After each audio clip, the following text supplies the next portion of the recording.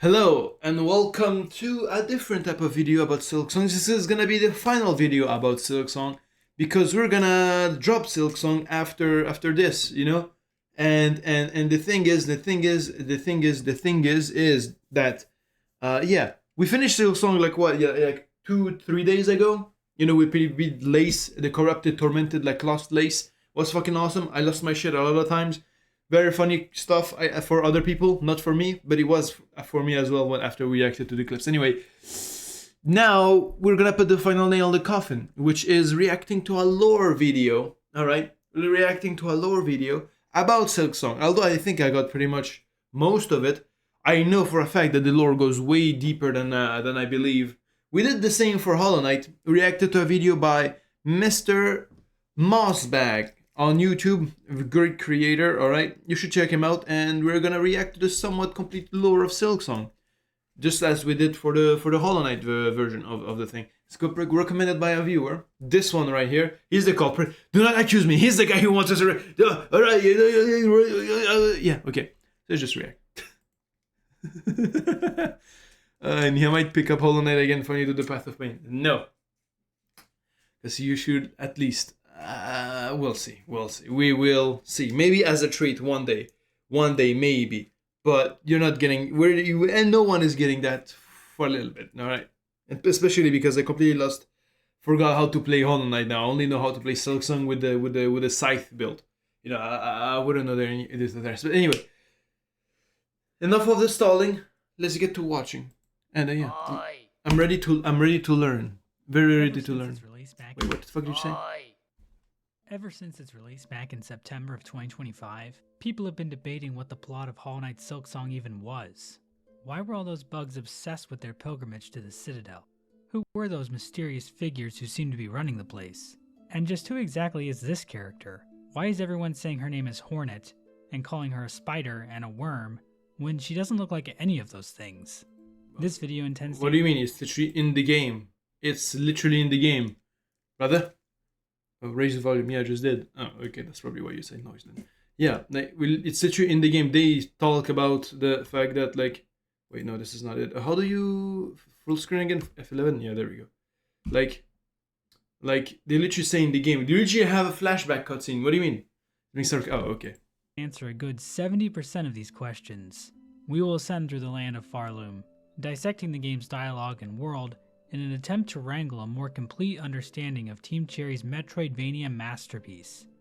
But with how recent this game is, please keep in mind that the theories shared here might be lacking a sort of refinement you would expect from deep dive lore videos about other, less recent videos. Brother, your video is 1 hour and 17 minutes. And you're telling me it's not like... You're telling me it's gonna be like shit theories. What are you talking about?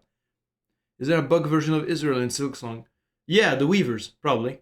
Game releases. I mean the evil Weavers, or you know, whatever. Also, please don't. We do not mix, like, you know, it's like you know, there's an ethnicity and there's a movement. You know, it's two different things. It's not good to mix the two of them. Otherwise, you know, you'll create needless violence. It's not all Weavers. You know what I mean? I say in this video as gospel. I am just one of many people with theories, and nothing makes my words more inherently correct. So don't just automatically... Yeah, I completely forgot. I was thinking about how much... Okay, bro. No. Okay, I made a joke. You're going too far. I was thinking of how bad, like, that probably sounds... how bad it'll probably look in the future. But yeah. Yes, I will. Okay, what the fuck is he saying? I was way too in my head. Lore videos about other, less recent video game releases. Okay. Also, please don't take everything I say in this video as gospel. I am just one of many people with theories. Yeah, not even 1 minute. We're already stalking about this shit, bro. I just can't help myself. It's just too strong, bro. It's just way too strong. I have to. Oh god, yeah. And nothing makes my words more inherently correct. So don't just automatically believe me when I say stuff like when the slab was built, or that the earth is round, or that now is actually a really good time to be investing in Actually, it's hollow. Ethereum. Oh, and this video will contain massive spoilers, not only for Hollow Knight Silksong, but also Hollow Knight. I mean, no shit. In fact, you kind of need to know a lot about Hollow Knight's story to really appreciate the story in Silksong. So if you need a refresher on Hollow Knight's lore, be sure to check out my Hollow Knight lore video first. Just wanted to say that this character is a whore. Refresher on Hollow Knight's lore, be sure to check out my Hollow Knight lore video first. This video also contains massive spoilers for the hit 2004 film Shrek the Third. So if you need a refresher on Shrek the Third's lore, I did my homework. Be sure to check out my Shrek the Third lore video first. This is the somewhat complete lore of Silksong. The story of Silksong begins It's in game. Very specific distinction to make. In game. It's not my mother. All right. My mother's a saint. That fucking other in the video game that's a fucking brood mother that birthed like a bagazillion gorillion like fucking children just for murdering them and making like finding like yeah, bro.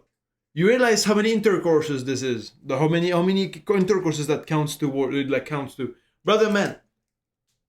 I don't even know if they were even married, bro. I'm just saying. with Silk. More specifically, Grandmother Silk, a higher being described as the primal source of all silk. Silk in the world of Silksong is spun from the soul of its creator, and has the power to heal wounds, extend life, and weave powerful... Yeah, but still, 100 children. Do you see how many corpses, bro? The floor was actually corpses. Like, that shit is not 100. It's like, actually, it's at best, at the very least, it's like 1 million. Like, children, just dead, skeletons, at the bottom of the abyss. I'm just saying, like, you literally, you were going underground in galleries of skeleton. You didn't realize the cubed meter skeleton per cubed meter that would account for. That's insane, you know? Yeah, but it's far less eggs either way. Still a lot of kids dead. And every one of them counted. Just as much as we love Louis, you know? All of the other ones that has died has just as much worth, you know? In terms of life, intrinsic value and stuff. Gatherings of sales. Yeah, except they were dead. They were all fucking dead. Because they've been like... you know, like Spartans, how they like... You know, like they used to like do this very insane eugenics thing. They were giving birth to children. They look at it, they see if they have any abnormalities. If it has any abnormalities, you fucking threw it out from the mountain, and it's just like, you had like entire like fucking like how do you say this? Like just a bunch of baby skeletons. And that's how they found out, like archaeologists or something. Like, you know, did this crazy fucking eugenics practice from them. But yeah. King disagrees. He claims all others were literal failures, including Luke. Yeah, that's what I'm saying. Are you the king? Are you the pale king? Are you the pale king? Huh? If you are, you deserve death, by the way. I'm just saying. But yeah, you're not the pale king. You have a heart. You have a soul. Therefore, you know, they all have value. He's not the one that decides what has value or not. Unless you are a fucking peon and you agree to... Shit. And you agree to whatever you're being told, like a sheep. You know what I mean? And I am pretty white IRL. Are you a king though? What king of what are you? King of raiders on Twitch? Dada? Can get more pale in Danish. Well, I don't know if there's any Danish bugs in the game. I mean, there are some like accent bearing like bugs in the game, but I don't think there are any of them is Danish. They're all like originating from Farloom and Hollow Nest. So you know, yeah. I don't think there's any humans either. Like, you know, anywho. But you do consider Pale King to be a real king. He was kind of fraudulent. He was still ruling the entire land, though, wasn't he? Therefore, does it matter if who bestows the title of king except himself? Like, the title of king only matters if there's people obeying that title, you know. And admittedly, they were. So he was the king. Also, runes. Grandmother Silk is also described as a pale being. What exactly are pale beings? Some might have you believe they are great beings, worthy of praise above all others. But Hornet wouldn't necessarily agree with that assessment. While pale beings are immensely powerful, they don't always have the best intentions at heart.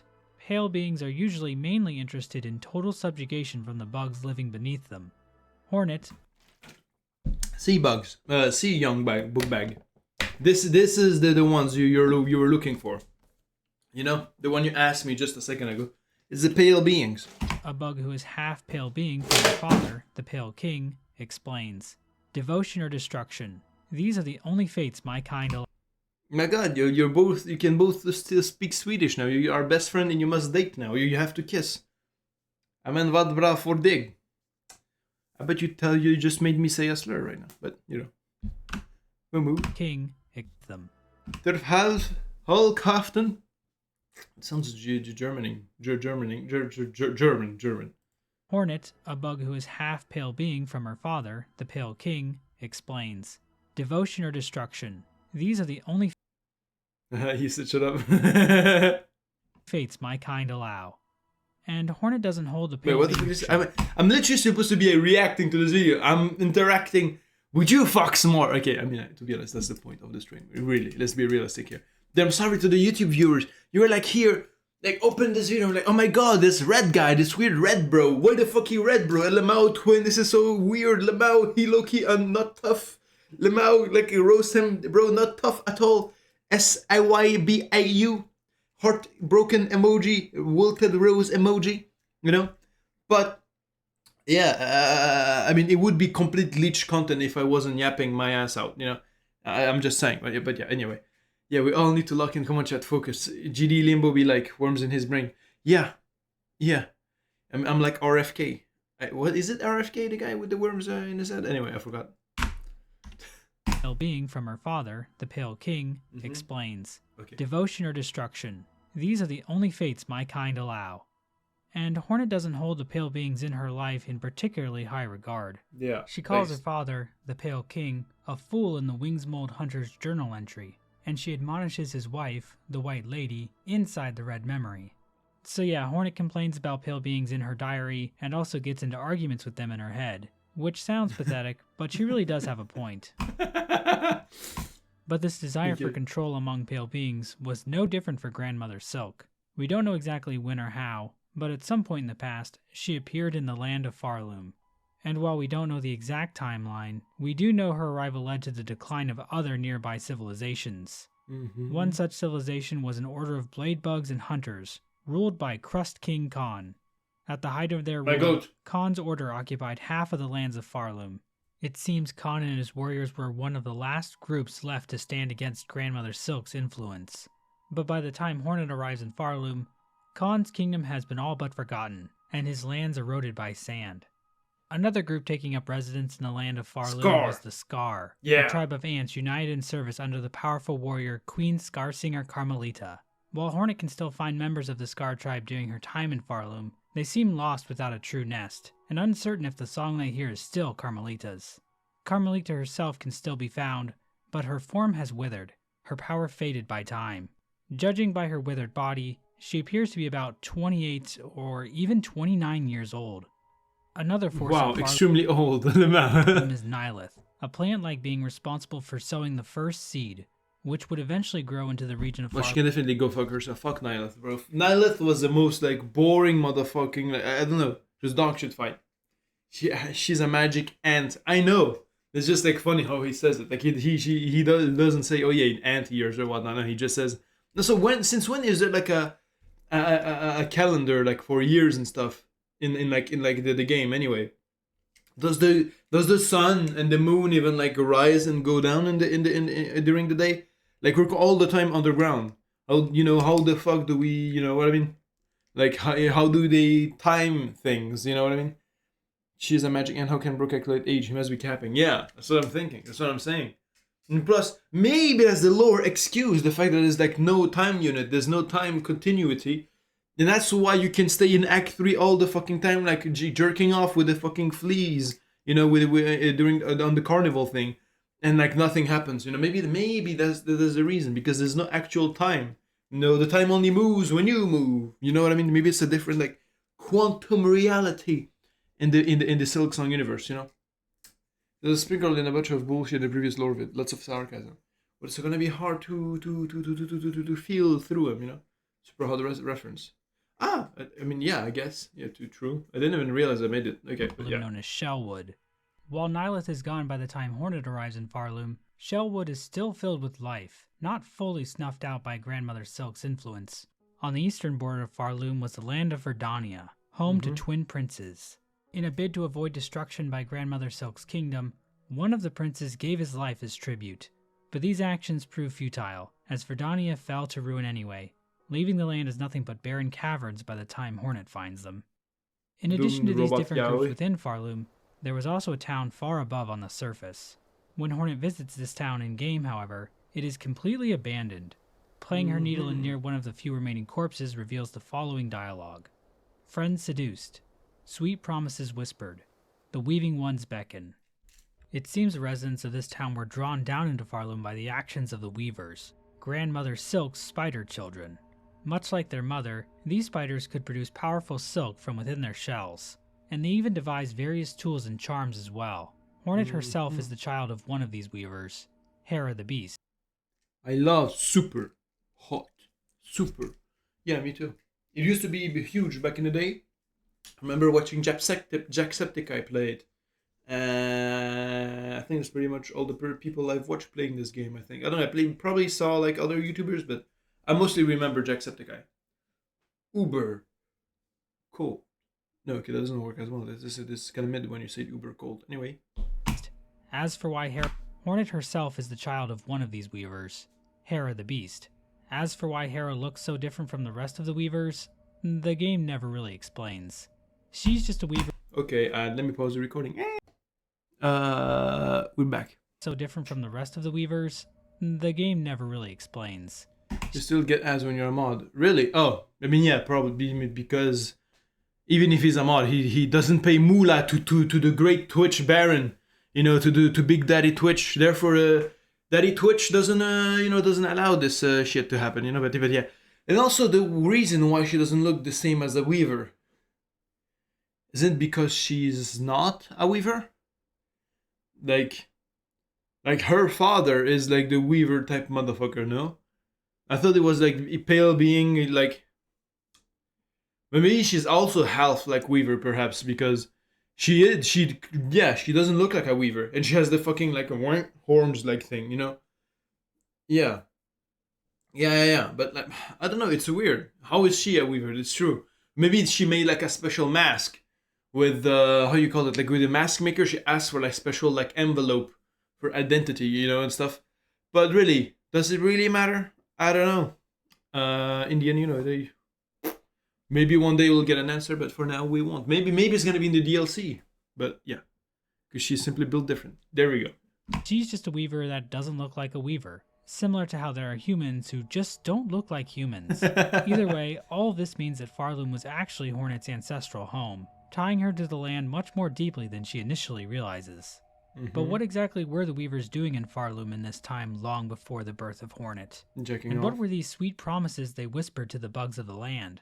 The answer to that question would be the Citadel of Song, an eternal city that has long been drawing in pilgrims from the lands below, compelling them to follow the holy path through the lands of Farloom in hopes of basking and singing in it. He's playing the banger OST, by the way. Just very slightly, very, very smidgedly in the back, he's playing the banger OST. Just saying. Shining light.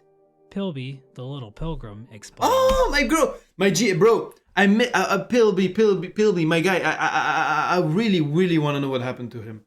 Like, bro, I just love him. I don't know. I was so happy to meet him again. I just really hope he made it safely. I just hope he didn't die. I hope maybe we'll find him in a DLC. But Pilby, I don't know. He's adorable, you know? I mean, I say my goat. We have so many goats in this game. Like, I have a damn farm, you know, like, like left and right center, you know? But still, they're all my goats to me, all right? And I'm a proud farmer of these bug lands, you know? Our holy land calls on us. To journey up is our greatest task.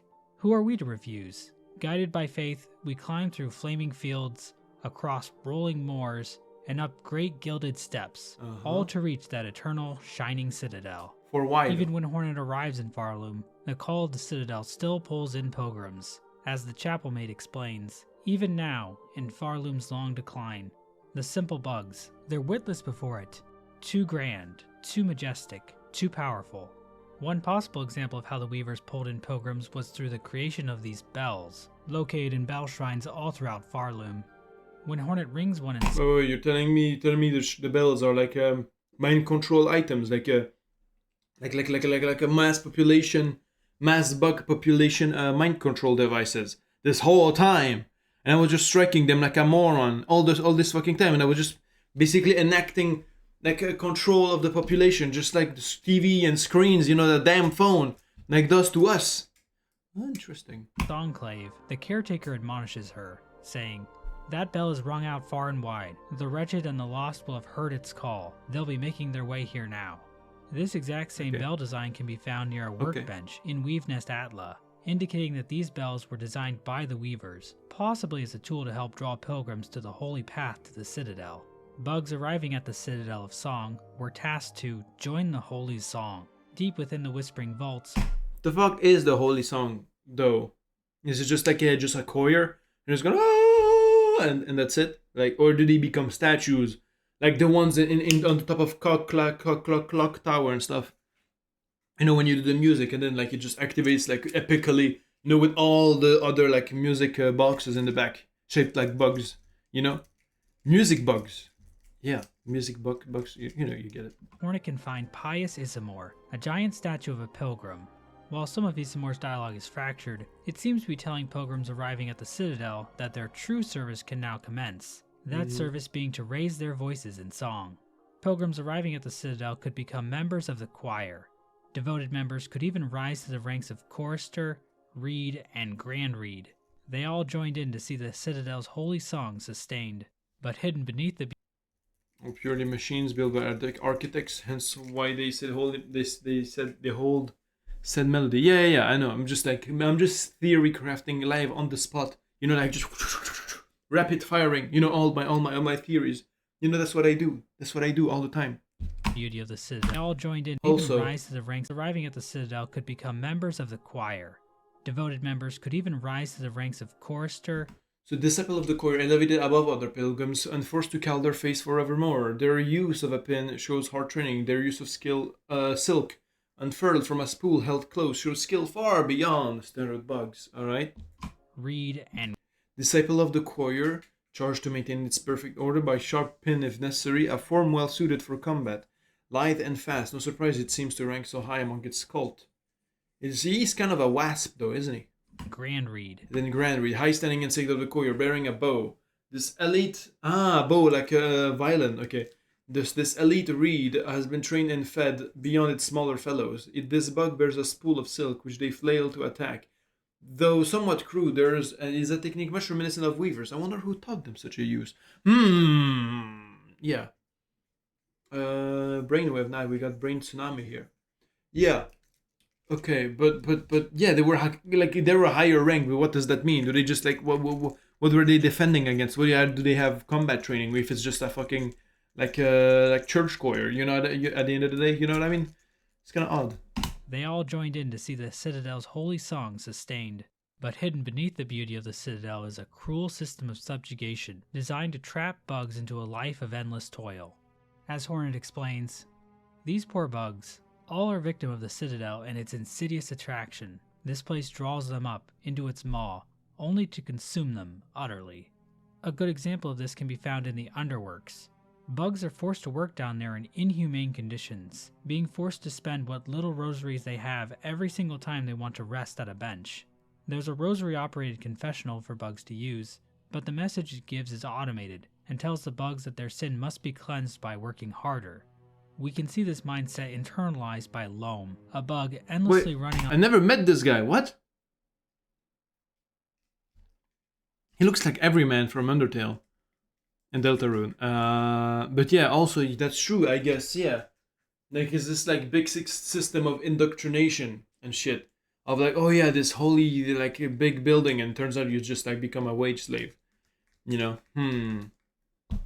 on a treadmill, believing that the Citadel will eventually reward him for his hard work. Me cannot rest. Us works and Citadel breathe. You speaks strange. Me cannot rest. Us works and Citadel breathes, and them's above do sing, and all is right. This guy is fully subjugated, and also he has like terrible education. He literally is not smart enough. He's been taught like the ways. You know, he has been taught the ways. You know, the way to speak and all that stuff. Loam, poor guy. Reads. and them's It's one above hidden NPC, but not too that important, unfortunately. do sing, and all is right. And when us works enough, them sees it. Her. Them sees it, and us gets us holy reward. Hornet Unfortunately, yeah. That's the belief that a lot of people in our society do believe, because you know, maybe you'll, if you keep grinding at the machine, if you do everything you've been supposed to, that you've been told to do since you were born, oh, maybe you'll get recognition, maybe you'll get peace, maybe you'll unlock your freedom. But no, after you did all this back-breaking work, now you're old. Now you can't do shit. Yeah, because you followed orders. You were a good little peon. You were a good little, like a little citizen. And yeah, well, what happens to good model citizens? They get eaten up. You've proven your loyalty and service towards the machine. And the machine doesn't care. The machine is indifferent, and you've wasted your life realizing that, you know, relinquishing your autonomy to the system. Well, you made your life. You gave the ownership of your life to the system and not to yourself, and therefore you did not live your life. You just passed it along, and just completely sacrificed yourself for something that isn't you. Are you okay with that? You know, and I'm thinking that, you know, on your deathbed you're probably gonna be full with regret, and we'll be like, no, I am not fulfilled, and I regret my decision terribly. I did not live, and now I have back problems, and I cannot run, and I cannot jump, and I cannot work, I cannot fight, like I could have been, because now I'm old, and it's now too late to do these things that I always wish to be doing. And yeah, and that fucks you up, and that's a system we gotta fight, because it wasn't always like this. But yeah, it's a good criticism, and very accurate too, you know, like, yeah, I appreciate when the games do that. Shout out Cyberpunk. But now I have kids, yeah, and you have to keep grinding, you know what I mean? They use... you know, wait, hold on. There's someone here. This is what you need to be the rebel others aspire to be. And I hope so. Shit, man. Yeah. I mean, this is a long, complicated thing to talk about, like a conversation to have. I hope I could save the world eventually. I really hope I can. But low-key, either I'm gonna die before I do that due to a suicide with 3 bullets in the back of my head, or honestly, I don't see, like, unless like I'll do a Zoran Mamdani and like somehow I manage to like save the entire fucking planet, and like at least New York City for him, you know, like do the same like scale, and literally not having any consequences from the shadow government. Like, I don't know, he's literally an anomaly. But if I can do whatever he did, sure. But you know, he started from actual legal background. I'm coming out like, if I get popular or any have gained any like influence, is I'm a fucking dumbass streamer who cannot like compose a sentence properly without like stuttering like a fucking like a special needs kid, bro. And yeah, but now I have kids. But yeah, the kids question. Yeah, like this thing is also, you know, how they dismantle the family, you know, in modern day. Like literally, the humans are not even like people, like they're not even a community anymore. Where's the community? You don't have any communities anymore, because back in the day, I'm not saying like as a nostalgic, like, you know, like fucking fascist type of thinking stuff. I'm saying as in like, we used to be like, I'm talking even back in the caveman days, you know, they were like communities, villages. They had like a bunch of people, and like when you were like had to hunt or you had to work or whatever the fuck, you know, and you couldn't take care of your kids, you had like everyone else, you know, because everyone raised the kids together, you know, when you couldn't, like there was like, so there was a moment in time, you know, like where it was mostly the men doing like the fucking work, then there was the woman that like took care of the children and stuff. Sometimes it was the other way around, you know, but mostly, or sometimes, you know, they were like how do you say it, like, you know, what's the word, the laying, no, how do you say it, like not landing on, like leaning on, like, you know, like their aunts, the grandparents, and all that stuff, you know, to take care of the kids or take care of like people that were sick, because everyone had there was this sense of community where people like leaned on each other, like we're dependent on each other, because we are social animals. We cannot do shit on our own. That's a lie, you know, it's a lie. If you're doing shit on your own, you're just gonna self-destruct. You know, your brain cannot handle this, and your body cannot handle this. You cannot handle isolation, especially now. and they're trying to isolate us as much as possible from like other people, you know, like with the cubicles, like work environments. Literally everyone's is separated by actual walls. Like the families, like literally everyone has to go to work now if you want to actually hold the house down, if you even fucking own it, if you're even trying to buy one, if you even can rent one, you know, like literally nobody's like getting together anymore. Like, you know, everyone just gone today. Like the hookup culture is insane in a way that nobody knows how a relationship works anymore. It's just meet up, hook up, leave. You know, there's not even like nobody wants to stay together anymore. Nobody like relationships aren't about like building something anymore. Just about self gratification, and that's it. And it's just, you know why? You know why it's a trend? Because it's manufactured as a trend, and that trend makes what? Isolation. It creates isolation. They made like love relationships just about physical pleasure and nothing else, and that's isolating, you know. And people are, even if they want to take it further, they don't even have the tools, they don't have the fucking maturity to take it further because they're scared of, you know, commitment. The epidemic of commitment, like lack of commitment, it's huge, and it's also manufactured. You know, this fear of like betrayal that just spreads like cancer, you know. And this just, it just goes so many levels in the system, and it goes through work, to the relationships, through the media we consume, through everything, to the news, everything, absolutely everything. This isolation, this division, down to now, like it used to be like they divided communities, they divided like ethnic groups, they divided like, I don't know, like people depending on their sexualities, they divided, and now like they literally divided the families. You don't even look when's the last time you've been meeting, like you're supposed to be meeting your cousins and your, like, you know, aunts and uncles and all that stuff, like almost like every day. I mean, or at least many times per week. When's the last time you've met one? And that when we met like that family, the extended family, and before that time you've met that extended family. Before that, when's the last time you met them? You know what I mean? Like this is already isolated, and then now they literally already started to manage. They at least did or are starting to manage to like separate the families inside the family, you know, the close family. And now you're literally gonna be like separated from your own friends. Like there's gonna be a moment you won't even be friends with anyone. Like the only, like realistically, do you have more internet friends or real life friends? You know what I'm saying? Which is it? You know what I'm saying?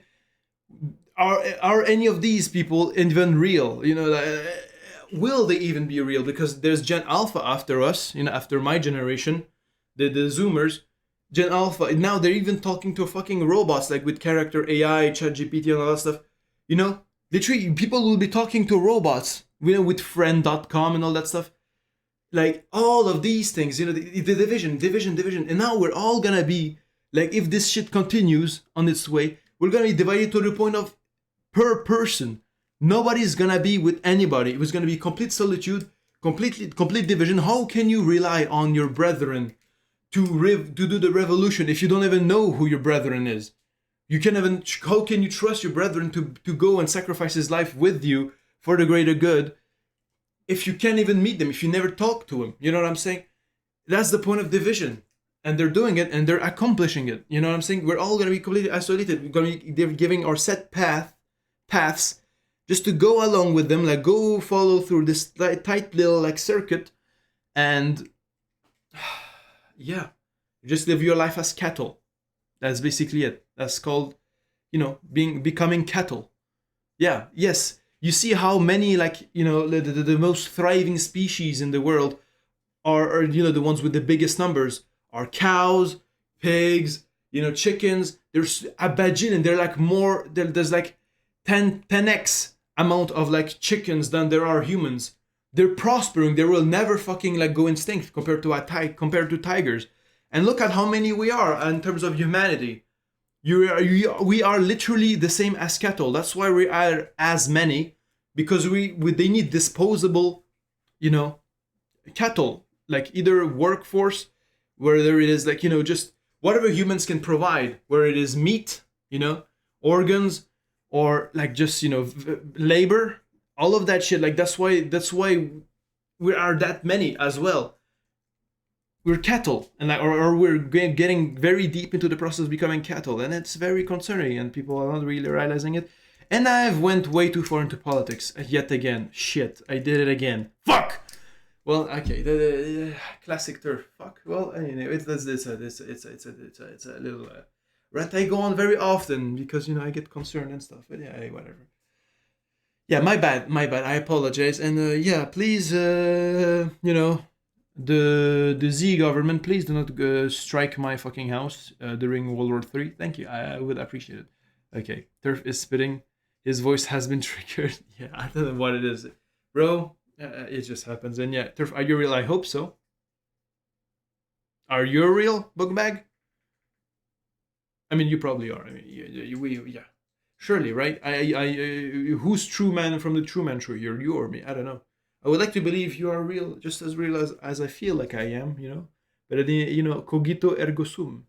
Just thought, yeah. I mean, I don't know. I think, therefore I am, but who's the cogito ergo suming between the two of us? Between the three of us? Between the five of us? Whoever's watching. I don't know. Let's resume the fucking SILKSONG lore video. Also am reference. Nice stuff.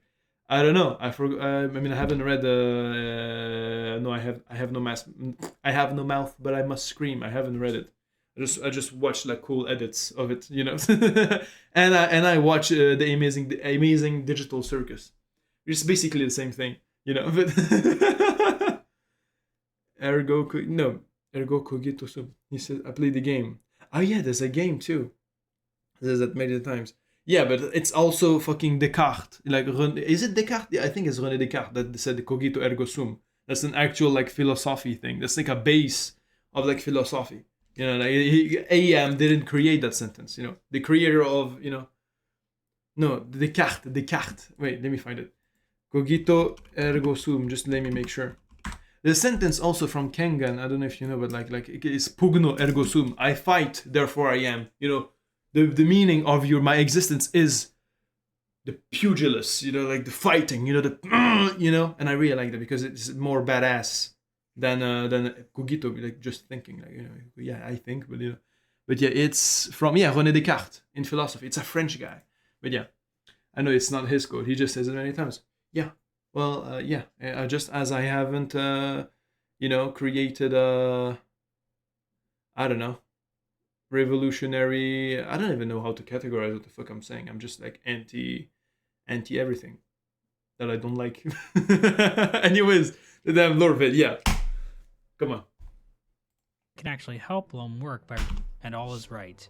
And when us works enough, them sees it. Them sees it, and us gets us holy reward.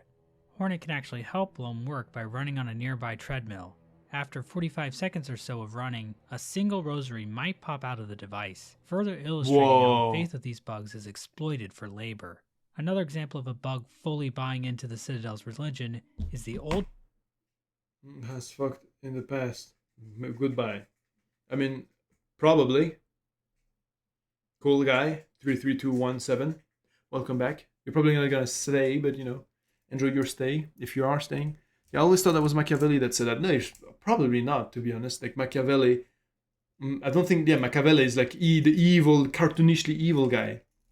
Even Machiavellic, there's a literal word for it, but yeah, no, cogito, yes, it's not him. That's it. This basic principle in philosophy. Anyway. Penitent pop out of the device. I'll say this is fucked up. Literally, you work like what, 15 minutes and you get one marble, which is like worth one marble. Obviously. Okay. Further illustrating how the faith of these bugs this is you clocking to your 9 to 5. Another example of a bug fully buying into the Citadel's religion is the Old Penitent. The Old Penitent is a bug locked away in the Slab, a prison complex built to punish those convicted of sinning against the Citadel. But the Old Penitent doesn't view a situation that way, saying to Hornet, "Prisoner, I understand you not. There is no prison here. This is a holy place of forgiveness. Please, speak with reverence." Even after being... Did I meet this guy? I don't think I did meet this guy. Or maybe I just forgot him. You're asking me to live this place. What a strange, fearful thought. Freed by Hornet, he refuses to leave, saying, "By the grace of the Citadel, I am here as a penitent. Here I can hide from the shame of my sins, until they are withered away by time. Leave this place? Please, strike me down dead before you speak such blasphemy again." The Old Penitent also has the following Needleland dialogue. Dude, he's like completely subjugated. Like this guy is like, wow. The brain rush is insane. From wastes, from darkness. Drawn down, blessed call. Sisters, accord. Silence above. This dialogue seems to indicate that the old penitent was one of the bugs from the nameless town above. He was drawn into Farloom by whispered promises, and found himself locked away in a prison cell he can never leave. But the cruelty of the slab doesn't just end with the prisoners. Even the jailers are trapped here. The old penitent explains. They too are penitents. In a past age, that caste committed their own sacrilege against the Citadel. A sin long forgotten, but so grave that their offspring and the offspring of their offspring carry the guilt with them still. To serve here is their only hope of absolution. The fate of the Yeah, because this like fly, like poo fly, like type of bug. Like they were the only ones like that. They were all like working in the slab, you know. And then like those guys. Or he thinks bad is good and good is bad. Yeah, war is peace. Yeah, you remember this line? You know where it's from? War is peace. You know. Yeah, just saying. The flies are also prisoners. Yeah. But like they're like you know. Oh my god, I was about to make an insane reference, but I'm not gonna say it in the actual. You know, like during slavery. Yeah, you remember slavery? You know, there was like the slaves on the fields, and there was the slaves in the house. Those are the slaves in the house, basically. The guard flies makes clear that the Citadel is just about using guilt. And it's literally what's happening too. I'm not even like being weird, bro. It's literally this is happening. You know, if you know your history, because actually slavery was 10 times darker than they tell you in school. Like they used to eat the slaves. Like it was actually insane. Like yeah, it was the torture, the shit they're doing like in the Middle East and stuff. You know, all the evil stuff you're seeing right now in the files. That's what they were doing to the slaves when they invaded. You know, when all of that stuff happened. Bro, American history is extremely dark, bro. I'm just telling you, it's way darker than you think. Like it's not again like it's the whole like debacle about like how do you say it? You know, like how do you say it? Like with Columbus and all that stuff when you're in Thanksgiving. Oh yeah, like, bro, it was literally a genocide. Somehow you don't learn about that genocide. You know, like it's wacky. It's I don't know, but yeah, this is bro. They're making very interesting political parallels in SILKSONG. I didn't even fucking realize it's very smart, man. Okay, but yeah, I guess you need a fucking brain and also a curiosity for lore to actually like get that we're actually doing this, because I was like fully gameplay during the whole time, so you know I didn't really clock in all these facts. You know, nice Bill Maher reference. I don't even know who that is. I mean, the entire fly species being damned to the slab forever is quite fucked up. Yeah, it is. And for no reason, most likely, because the first sinner, or like all the sinners there, like what? They just didn't want to work for free. You know, like, is that really a sin? No, but it's been like the indoctrination is that fucking insane. You know what I mean? Yeah. And sin as justifications to force bugs into endless servitude. Yeah. Hornet is generally a fairly nice person, always trying to help people and do the right thing. Yeah. But even she has no sympathy for the guard flies. Yeah, no shit. And genuinely wants them all dead. She's like me with grubs. Given what can happen to Hornet during the events of SILKSONG... I mean, yeah, I was thinking about this moment too, like, fuck them for that. And also, you know, they're legit just traitors, you know, they're actually traitors to themselves by being that way, you know, like perpetrating the cycle of violence among their fellow bugs, you know? I can't really say that I'm surprised she feels this way. Hornet even hopes that killing the matriarch of the jailers, Broodmother, will end their race for good. But if she returns... Holy shit, wait, Hornet, wait. Matriarch of the jailers, Broodmother, will end their... Mad matriarch of the slab rarely seen outside her warren. From her all jailers are born and bred. With this one vanquished, I hope to have sped the end of that for that jail in its distasteful order. She did not say what you just said, brother, Mr. How's he called again? Mossbag. Hornet did not say the total jailer death, bro. She did not say that, bro. He just said, like, you know, the end for that jail. She didn't talk about any, like, cleansing of any kind, bro. Like, chill. Don't put words in her mouth, buddy. Their race for good. But if she returns to the Broodmother arena, it turns out a new broodling has already appeared to carry on the species. But for some reason, the game won't let Hornet kill the baby. Yeah. This is an wow, so weird. Oh my god, I hate how I cannot kill a child in the game. No, like, what the fuck are you saying this? Example of ludonarrative dissidence. But these aren't the only bugs Wait, born. what? This is an example of ludonarrative. Dissonance is a conflict between a video game's narrative told through the non-interactive elements and the narrative told through the gameplay. Ludonarrative, okay. Refers to the intersection of a game's ludic elements and narrative elements. The term was coined by game. Okay, cool. I thought you. Dissidence. But these aren't the only bugs born into a special kind of service. The squirm of the blasted steps were seemingly chosen by the Citadel to act as judges of the pilgrims approaching the Grand Gate. A lore tablet just outside a squirm nest reads, "Bug born of Farloom, you have been chosen. May our Citadel's holy gilding harden your soft shell. Stand eternal as our arbiter, that no bug-bearing sin shall step within our sacred halls." I remember those. If Hornet plays the needle in for the squirm found here, they will beautifully sing, "Let's grow holy. Let's grow stronger. We are chosen. All are chosen. We will serve. All will serve." It seems from birth these creatures are brainwashed by the Citadel into believing that they are I have caught on to this, and also I think you hinted that to me too. See, from like like the fact that they were like the same, like they were literally born to become these like gong soldiers and stuff. And you're just kind of fuck, like, you know, they're like rejoicing about the fact that they're gonna become like they give their lives to for like, you know, killing. You know what I mean? holy work by using a mallet to brutally bash in the heads of any pilgrim they happen to think is guilty of sin. Similarly, Then okay, then you're saying I figured it out myself. Bug. I was giving you the credit for my insight, but I guess you just you know, okay, but fair enough. brutally bash in the heads of any pilgrim they happen to think is guilty of sin. Similarly, the Vaultborn, found in the Whispering Vaults, are literally raised in dark vaults and then forced to become scroll readers for the Vault Keepers. Unlike the Broodling, Hornet can kill the baby Squirm and Vaultborn, so hopefully Team Cherry will patch the game so you can actually kill this thing. But the Citadel's system of cruelty didn't just stop with the borders of the Citadel itself. The bugs underneath also fell victim to its whims. One such area affected by the Citadel is Greymoor. According to Krull and Benjin, the two best characters in the game, Greymoor used to grow all sorts of food, but at some point the Citadel ordered these bugs to instead dedicate themselves to catching the silk dregs that drifted down from the Citadel and re-spool them. As a result, the bugs of Greymoor had to resort to... That's what this was about.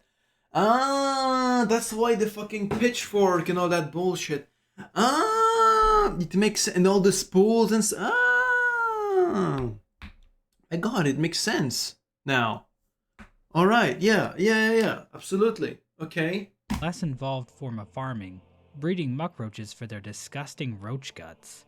The smog and exhaust of the Citadel was rerouted using the exhaust organ, and dumped into current-day biowater, polluting the region and incurring the hatred of the Stillkin, a faction of swamp dwellers skilled... Yeah, but bro, I didn't get it. Like, I don't even, you know, I didn't get it. You know what I mean? That makes sense. Region and incurring the hatred of the Stillkin, a faction of swamp dwellers skilled in trap setting. Now, I know a lot of you watching this are huge fans of Biowater. Yeah. And of course I am too. But in the lore, the creation of Biowater should be seen as a bad thing. The Citadel even turned on their own warriors. There once was an order of pin-wielding maidens known as the Pinstresses. As the last remaining member of the cast, hidden away at the edge of the blasted steps, explains, "Our Grand Citadel learnt well from the training of Pinstresses past. Then it went and turned those teachings upon us. Despite our superior skills, our numbers have always been few, and their strength overwhelmed.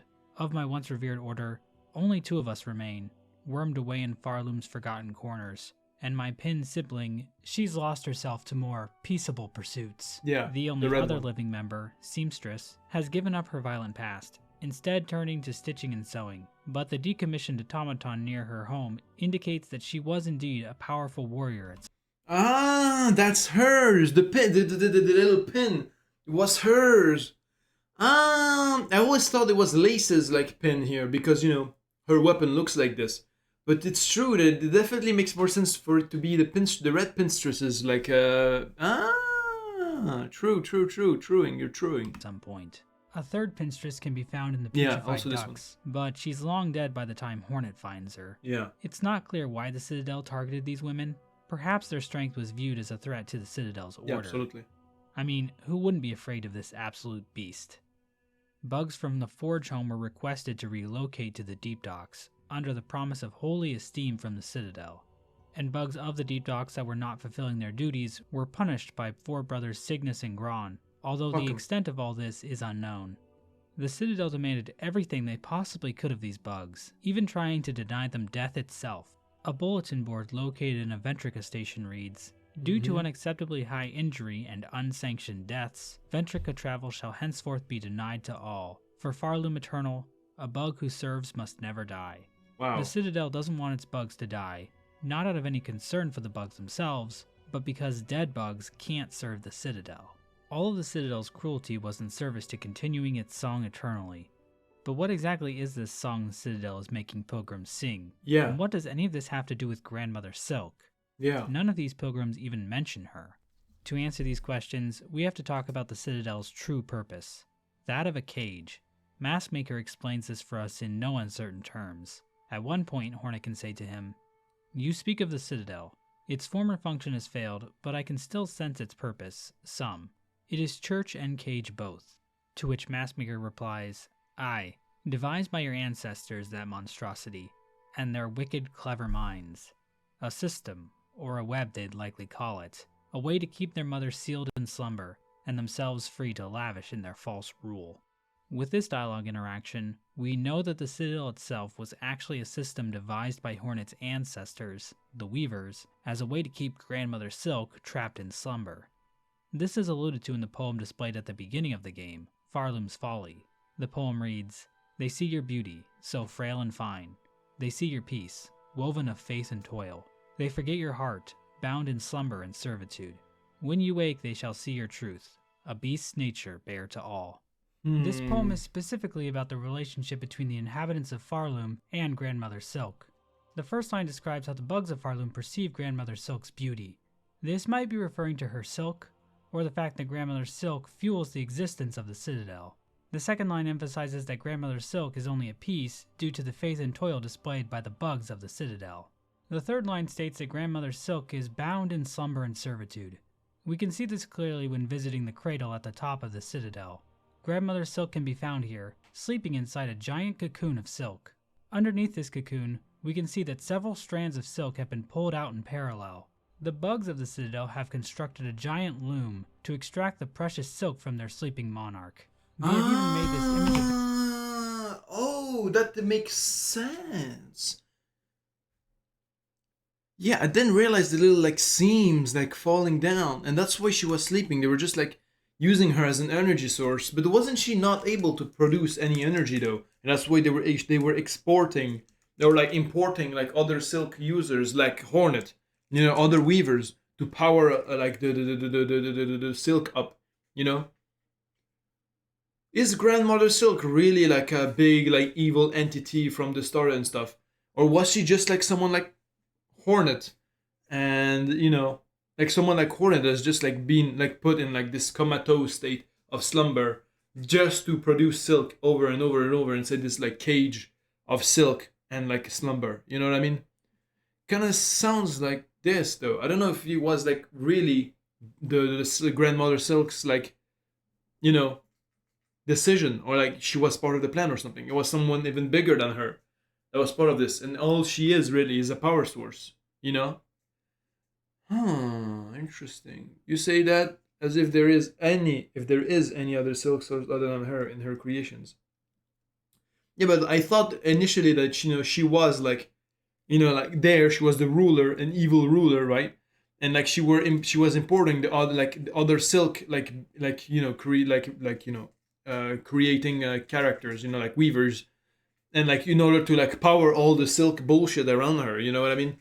And that's why there were so many cages and shit. You know what I mean? And like right now, like they were starting to run out, and that's why they were capturing Hornet, for like the production of silk. But now I get that she was also part of the victims to produce the silk. Huh. Or at least that's what I'm understanding. Right? Maybe I got it wrong. She is actually an evil mastermind as well. But yeah. What other silk? She is the source of yeah. the cocoon inside a crook, the symbol of their entire kingdom.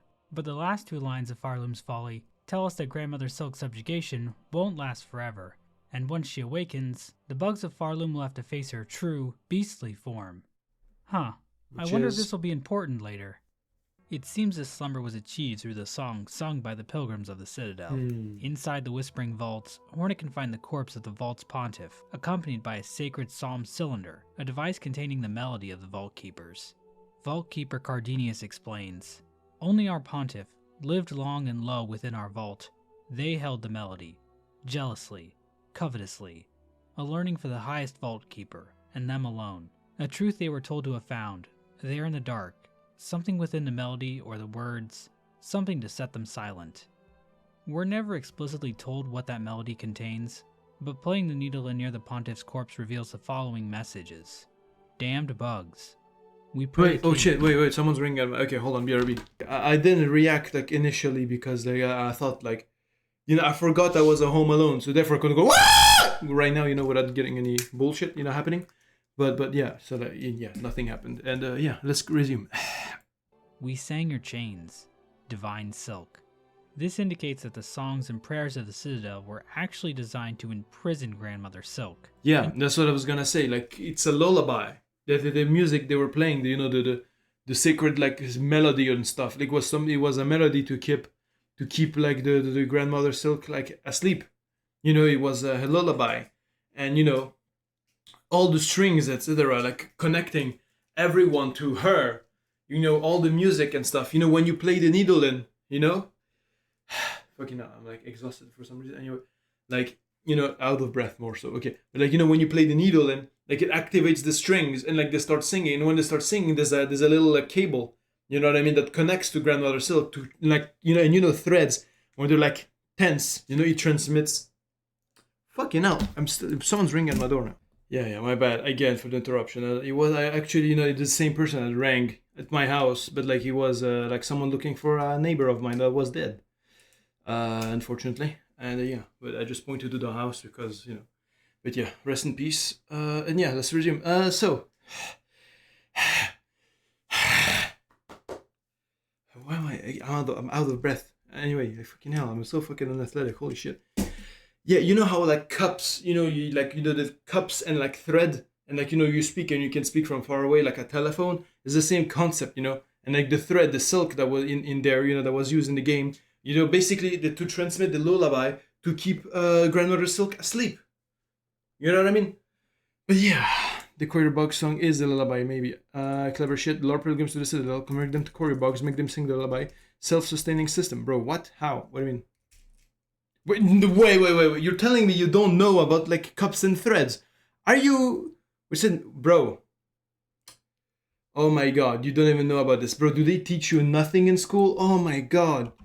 And thread and cups. Yeah, so what the fuck is wrong with what I said, buddy pal? Bro? What's wrong with what I just said? What I said making no fucking sense? Anyway. Yeah, it's a self-sustaining system and stuff. And they also, either they work or they sing, you know? But yeah. That doesn't sound like the reason how she sleeps. Yeah, but like it's like a collective lullaby. You know, the lullaby, you know, like because they're all connected with like the silk, like they're all invaded with silk. They're all, you know, when you do the needle in, like you see like them straightening up, and like they have like the string behind them and stuff, you know, like, and they sing. And this like song gets transmitted like you through the thread towards like upstairs, you know, to Grandmother Silk, probably to keep her, you know, with song to keep her asleep. You know what I mean? That you can use actually in-game terms. I agree. Yeah, but yeah, wrong thing. This truth was hidden in prayers of the Citadel, your chains, divine silk.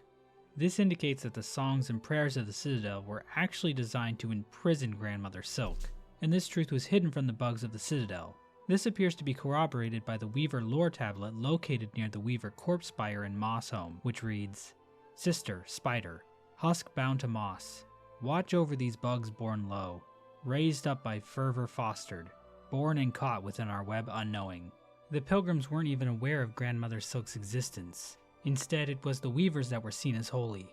Weaver effigies found throughout the land show that the pilgrims prayed to the Weavers, viewing them as graceful, blessed, and even divine. Even by the time Hornet arrives in Farloom, massive burial spires dedicated to the Weaver corpses can still be found, with plaques built by the pilgrims stating that they offer song to the Weavers eternal. Even some of the inhabitants of the Citadel hold deference to Hornet, referring to her as a first child. But why exactly did the Weavers turn on Grandmother Silk in the first place? Was she just a really Because they realized they were just farlids. They were not real weavers, you know. They're just born out of silk and farlids. You know what I mean? Yeah. callous and cruel monarch, similar to Lord Farquaad in the 2001 hit film Shrek 1? Our best glimpse into what life looked like for the Weavers while living under Grandmother Silk is from the memory of Widow, the only Weaver still alive in Farloom by the start of the game. After defeating her, we see a memory of the Weavers playing harps as Grandmother Silk watches over them. The following dialogue then appears on screen. For her light, eternal, our song sustains. We know that Grandmother Silk does want song, as the Silk Heart memory in Whiteword says the following lines. Their voices, their song, to devote, eternal.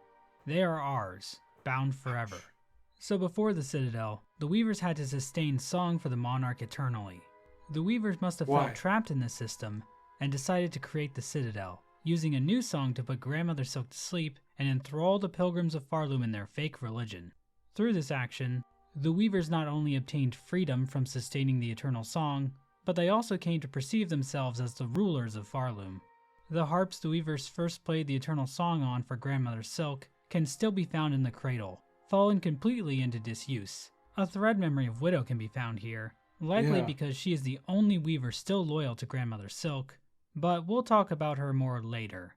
Aside from Widow, another Weaver Hornet sort of needs is a being known as First Sinner. This Weaver's lore is also very difficult to make sense of, but seems relevant to our current discussion. First Sinner can be found locked away in a cage sealed with runes. Inside the cage, a Weaver corpse can be found. She offers to bind her strength to Hornets. One of the best fights in the game, honestly. Maybe even the best fight in the game, by the way. Like, I'm probably much more fun than Tormented Lace, to be honest. Like Lost Lace. I don't know what it is. It was also just as difficult, you know, a little bit. But, you know, it was just super fun. I don't know what it is. It was just super fun to fight this fight. It wasn't easy, but it was super fun. It felt fair. Compared to fucking Lost Lace with all the fucking bullshit that was happening all the time. But, you know, that's a story for another day. But yeah, she couldn't bear having a stepmom, yeah. But unlike the other corpses, this action actually awakens First Sinner, who tries to murder Hornet. However, this fight appears to take place in some kind of memory, as opposed to in real life, since dying in this fight doesn't spawn a cocoon. So it seems First Sinner is just a memory here, not actually alive. If First Sinner is defeated, Hornet witnesses a memory from her revealing the true nature of the Weavers. It seems Grandmother Silk actually evolved the Weavers from farlids, common bugs found in Farloom. First Sinner reflects on this revelation saying, "She called us daughters. She called us divine. She lied." Hornet even mentions that the farlids remind her of herself in some way. First Sinner's rage seems to be a mixture of feeling cursed with silk, given to her by Grandmother Silk, and being cursed to know the truth of her nature. Maybe her sin was the knowledge. Oh my god, like a reference to Adam and Eve and the fruit. Like she knows she ate the fruit, and that was the first sin, first sinner. She bit the apple of knowledge, and therefore, you know, like, you know, she's the first sinner because she's the first to learn of her nature. You know what I mean? You know what I mean? You know what I mean? Okay. And go on, Turb, give me a sec. Okay, sure. Ancient Weaver condemned Wiki the sign on her prison. What do you mean, the apostate? To see what this sin was. Well, what do you mean? There was like a... What do you mean? The sign on her prison. Well, he's probably going to talk about it, if anything. Ancient Weaver condemned for a transgression lost to time. This one, this husk held a masterful talent to weave silk like into blazing runes. Throughout my life, I have seen runes woven for many tasks. Was she the first to hone such skills? There was a sign on her prison's door, explaining what she did. I don't know. Didn't it say like she did the unspeakable? You know, she did? Oh my God, she did the unspeakable, and that was it. Like, they didn't really describe it, did they? Penitent first of the first, guilty of the sin of apostasy. Penance by constriction, absolution denied. Apostasy. Yeah, what's apostasy? Let me look it up. Apostasy. Apostasy, the abandonment or renunciation of a religious or political belief or principle. Yeah, which probably happened because she learned the truth. You know, she learned the truth of her origins. She isn't really a chosen one. She isn't really one of the chosen people. She's just like everyone else. And that was the lie, and that's what she was renouncing her religion. You know what I mean? You know what I mean? Yeah. We don't have faith by knowing too much. Exactly. Also, I need to wash my hands real quick. BRB. And yeah, we're back. But yeah. No, she had the power to weave silk into blazing runes, which she uses extensively in her fight. As a side note, in the game's code and concept art for First Sinner, she is referred to as First Weaver. So perhaps First Sinner remembers the truth about the Weaver's origins because she was the first Farlid to ever be transformed. So why was First Sinner locked up? The tablet placed over the cage says the following. There we go. Penitent, first of the first, guilty of the sin of apostasy, penance by constriction, absolution denied. One possibility is that First Sinner is the catalyst that set off the Weavers turning against Grandmother Silk. Perhaps she was imprisoned by Grandmother Silk for calling her a liar and revealing her secret, and this convinced the other Weavers to turn on her too.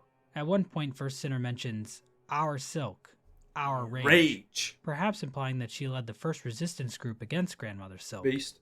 This interpretation gives us a good motive for why the Weavers turned on Grandmother Silk, but I have a few issues with it. We are told the Citadel was devised by the Weavers, and describing First Sinner as a penitent feels very much in line with the Citadel. They are the ones who came up with the entire Faith and Toil system, not Grandmother Silk. Yeah. Second, if Grandmother Silk chained up First Sinner, why is she still chained up now? Why wasn't she freed or given a proper burial? Third, we see the Citadel sigil, the silk cocoon, on the cage itself, further supporting that this cage was created by the Citadel. I think it makes more sense to say First Sinner was imprisoned by her fellow Weavers. In this case, the sin of apostasy committed by First Sinner was claiming the Weavers weren't divine. This revelation would have been devastating to the Weavers' control of Farloom. They needed to be seen as divine by the Pilgrims, so they decided to seal First Sinner away, regardless of whether or not they even believed her. I think this What did I just say? There we go. I don't need a damn lore video to come up with this shit. I'm just saying. this explanation ties in better with the information we have to work. And I made an allegory parallel to the tree of Eden and the sin of the fruit and all that shit. You know, he didn't do that, at least not yet. But yeah. With. As for the "our rage" line, it seems First Sinner is mimicking a lot of the dialogue found near other Weaver. Woo! Also, yeah, Alfie, hello. Were you even here? Did you even see? Also, YouTube BRB. Our rage line. It seems First Sinner is mimicking a lot of the dialogue found near other Weaver corpses. Yeah. All the other Weavers say, "our silk, our memory," not "our rage." First Sinner also calls Farloom accursed instead of haunted, and she kind of lies to Hornet about letting her bind her. So I think some of First Sinner's dialogue can be explained by... I'm a comfort streamer, really? With the shit I say, I'm a oh, okay, I'm glad to hear that. I appreciate it. Did you hear my fucking, like, kind of, I don't know if it's controversial because it's basically true, but, you know, probably the only one I've watched more than 3 times live. Really? Oh my god. My heart, bro. Okay, well, thanks. I don't know. I feel appreciated. I don't know. Thank you. I mean, and thank you, gamer, as well. You know, you're like, you know, always here, like 80. You've been here 80 days, 80 streams straight. Also, Bookbag and also like Topic, but he's not here right now. But you know, appreciate all y'all. You know, I don't know. You're just like fucking like you just like appreciation bombed me. I'm not used to that shit, bro. Like, you just bro, I feel weird now. How many streams has it been since I found you? A whole ass fucking a complete franchise has passed since we've met, bro. Actually, like more, but I'm just counting Hollow Knight and SILKSONG. All of that, we went through all of that together, and you're still here. You know, appreciate it. And yeah, but yeah, it's probably a long time and stuff. Yeah, and yeah, 80, 81 and stuff. And yeah, and enough about me. You hear about the lore. Enough love bombing, bro. Enough love bombing, bro. What are you guys doing? You're manipulating me? Huh? Manipulating my feelings? What's happening here? Whoa, shh. You know, I saw you with... Yeah, I know. But yeah, well, I didn't see that. Yeah, but the Dong Defender was like what, the third episode? I don't know. Anywho, yeah, there's an ad right now. Is there an ad for you right now? I'm a pause. Okay, yeah, I think that, yeah, there we go. Her being a bit deceiving while letting her bind her. So I think some of First Sinner's dialogue can be explained by her being a bit deceiving compared to her sisters, who are a bit more straightforward about what they want from Hornet. Alternatively, our rage could imply other Weavers joined First Sinner's anger, but were also imprisoned by the Weavers running the Citadel. I'm pro the First Sinner. I am pro First Sinner because to me she was like, you know, the real movement, right? You know, like she was the one Weaver that was like, I know the truth. She was like, you know, like the conspiracy theorist. She was the schizo. You know, there was like, no, we are not clean. We're not the chosen ones. No, wake up, people. And they were like, no, shut up. Ah. You know, they just like fucking locked her up. You know, she was like, oh, rage. Yeah, that's what you need. You need rage. You need violence to change things. They were like, or you know, or the other ones are like, or silk, or memories. You know, reveling in nostalgia and all that bullshit. You know what I mean? You know, like reveling in the nostalgia instead of changing, instead of action, instead of rage. You know what I mean? That's what I'm saying. First Sinner knows what's up. Knows the bullshit. Knows the corruption. Knows the bullshit. You know. She wanted to break from the chains of the illusion, you know, and she got like a fucking paranoia agented, you know. I mean, no, everyone else actually, you know what I mean. But yeah, I thought conversation meant something you reliably watch and series. You actually being chill and comfortable. All right, fair. I don't know. I just don't. Yeah, okay.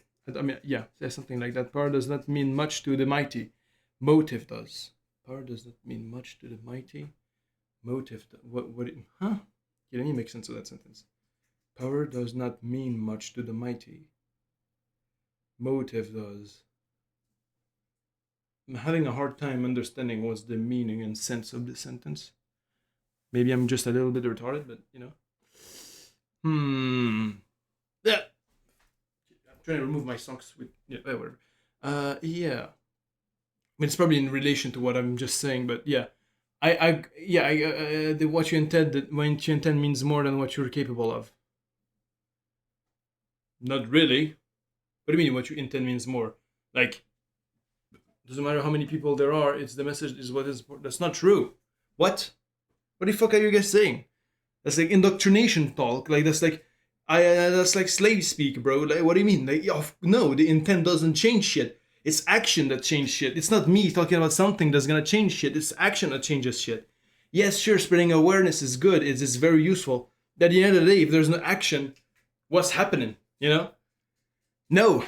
You know, I do not agree. The message is cool, but bro, even people who don't even know the message, if their violence, if their action goes towards the general, like, you know, toppling of the current state of affairs, it's a good thing. No matter what type of direction or like motive they had, as long as it's something action, praxis, it's good, it's positive, you know.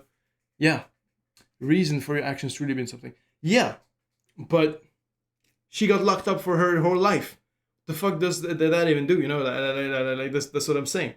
You know, her message, like yeah, she had a message.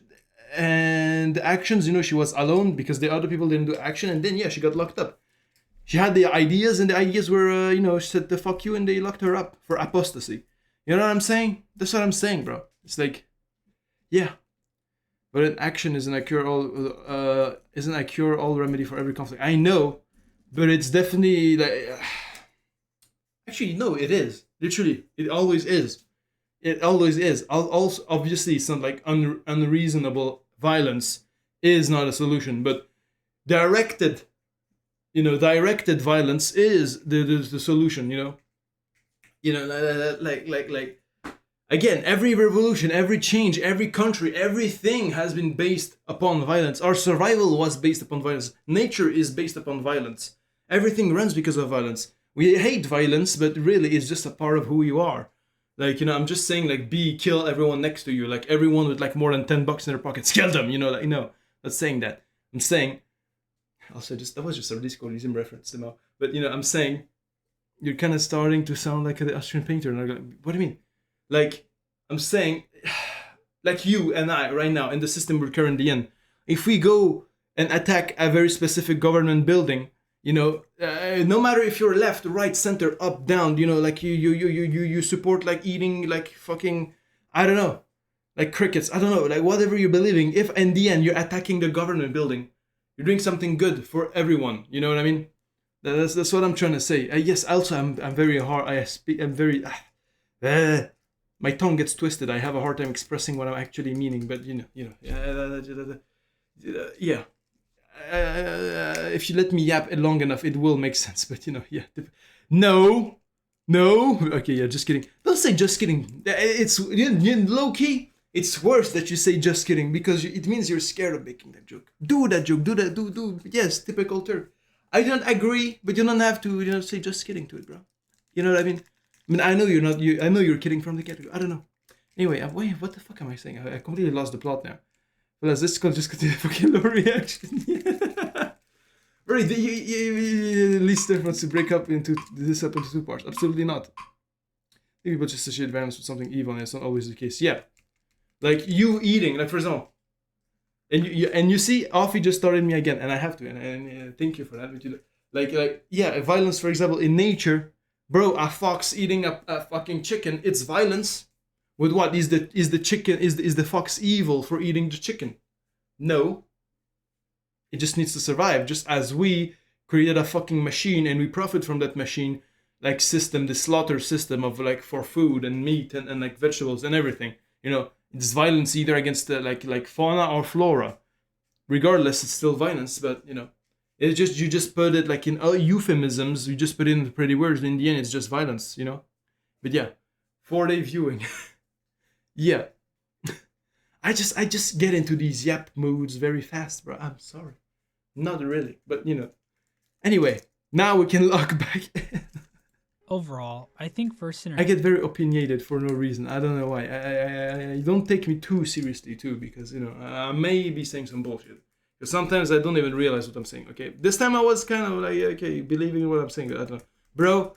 Anyway, shut the fuck. Fate is a reflection of just how far the Weavers will go to cling onto their rule of Farloom.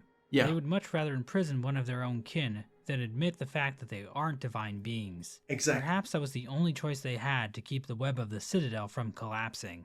Who cared about it? Regardless, It seems the Weaver's reign over the Citadel was not destined to last. We know at some point control of the Citadel was handed over to the Citadel bugs. Conductor Balador tells us this explicitly when he says, "The mantle of rule, claimed greedily from Farloom's fading first children, those bitter Weavers. It was yoke, not crown." What do you mean? In Balador's possession is a rune harp, an ancient Weaver recording instrument. Oh wait! Oh my God! We never went to see him. Oh, he died. Wait, sorry. Crown. He died. In Balador. Oh my God! Wait. Yeah, I didn't. But bro, he died. He got crushed. Oh no! Fuck. Oh no! Shit! I wanted him to live. Wanted him to. Ah, my God! I really wanted to see his reaction to me saving the fucking place, but we didn't even save it. Ah, fuck. His body is visible. Where? I don't see it. I mean, there's the big like. Whatever. It's just sad. It's just sad, man. Balador's possession is a rune harp, an ancient Weaver recording instrument containing the last words of the Weavers, which reads, he's mental. "Sisters, spiders, the burden is past. These simple bugs shall bear it in full. Never to cease, never to silence. We shall die and wait and pray that one may come of silken strength enough to weave us free." Inshallah. This record and Balador's comments tell us that running the Citadel was a difficult task, and at some point the Weavers decided to flee Farloom. In the lower lands of Farloom, Hornet can find strange gates barring access to various weave nests. Yeah. In these weave nests, it seems the Weavers schemed against Grandmother Silk. In Weave Nest Atla in Moss Grotto, Hornet can find a lore tablet that reads, "This low her gaze escaped. Prepare, sisters." True. They were like, wait, but are they the Eve? I mean, I'm gonna say, who's the bad guy? Who's the good guy? That is kind of stupid reasoning, but it's true though. Okay, I didn't quite realize they were like just weavers and not really like, not the same as the big grandmother Silk. Tablet that reads, "This low her gaze escaped. Prepare, sisters, weave hope anew, that we might break free this accursed web born of our naive foundation. It seems at some point during their rule, it became clear to the weavers that they could not keep Grandmother Silk trapped in slumber using song forever. Instead, they would have to devise a new plan to deal with her. One such plan was Eva, also found in Weave Nest Atla. Eva is a strange being confined to live her life within an iron shell. She is a child of the weavers, but created from rune and shell instead of more traditional methods. There are two other aspects regarding the nature of weavers I have yet to mention. First of all, rune and shell.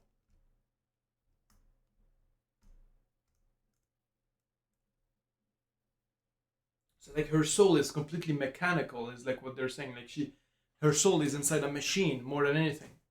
Yeah, silk magic. Yeah. It's like she didn't get like a bug body. She was just like a robot. But like she was just kept inside a box her whole life. That's kind of sad and a weird experiment, as a matter of fact. I understand why now she was like willing to just sacrifice herself for Hornet to get absorbed by Hornet. You know? Huh. Yeah, I know, but like shell in its like building material, it's not really life, is it? You know, it's not really life, is it? It's just like how robots in like for example Undertale, it's like, you know, it's like metal and magic. You know, that's what the robots are made of. You know, but like here it's like shell and rune. You know what I mean? It's like, yeah, it's not exactly like metal, but you know, it's not exactly like a traditional robot, but it's still like an automaton of some form. You know what I mean? It's not a live bug. It's just a soul trapped inside a mechanism. Weird. Very weird. it seems there are only female weavers, considering they always True. refer to each other saying sisters. This is similar to how all Labubus are female. So that's pretty cute. What? Second, weavers are born wait. What the fuck is he talking about? considering they always refer to each other saying sisters. This is similar to how all Labubus are female. So Really? that's pretty cute. Second, weavers are born with a curse that makes the act of conceiving a child excruciatingly painful, rendering it a near impossible task. I was unable to find any information on if conceiving a child is excruciatingly painful for Labubus, unfortunately. As someone who also finds the act of getting pregnant extremely difficult himself, I relate a lot to the weavers here. I suspect this. Okay, bro, he's doing the fucking meme. He's doing the fucking. Shut up, man. Get out of here, man. Aspect of their nature is due to Grandmother Silk, and the idea that she made them like this supports the idea that she only ever wanted the weavers so they could serve her. You might wonder why the weavers created such a cruel system with a citadel, but it seems they didn't have the best role model. But not all weavers were doomed to be barren. Horn explains to Eva that her mother was able to overcome the curse's limits, which sounds impressive until you remember there are dozens of little weavers running all over Deep Nest and Hollow Knight.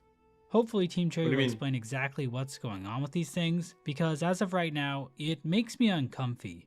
The weavers weren't too happy with their creation though. A rune harp found in Weave Nest Atla reads, "Hide her deep, the despised child. Our shame shown in shell of iron. She is a wish cast vain." Oh shit.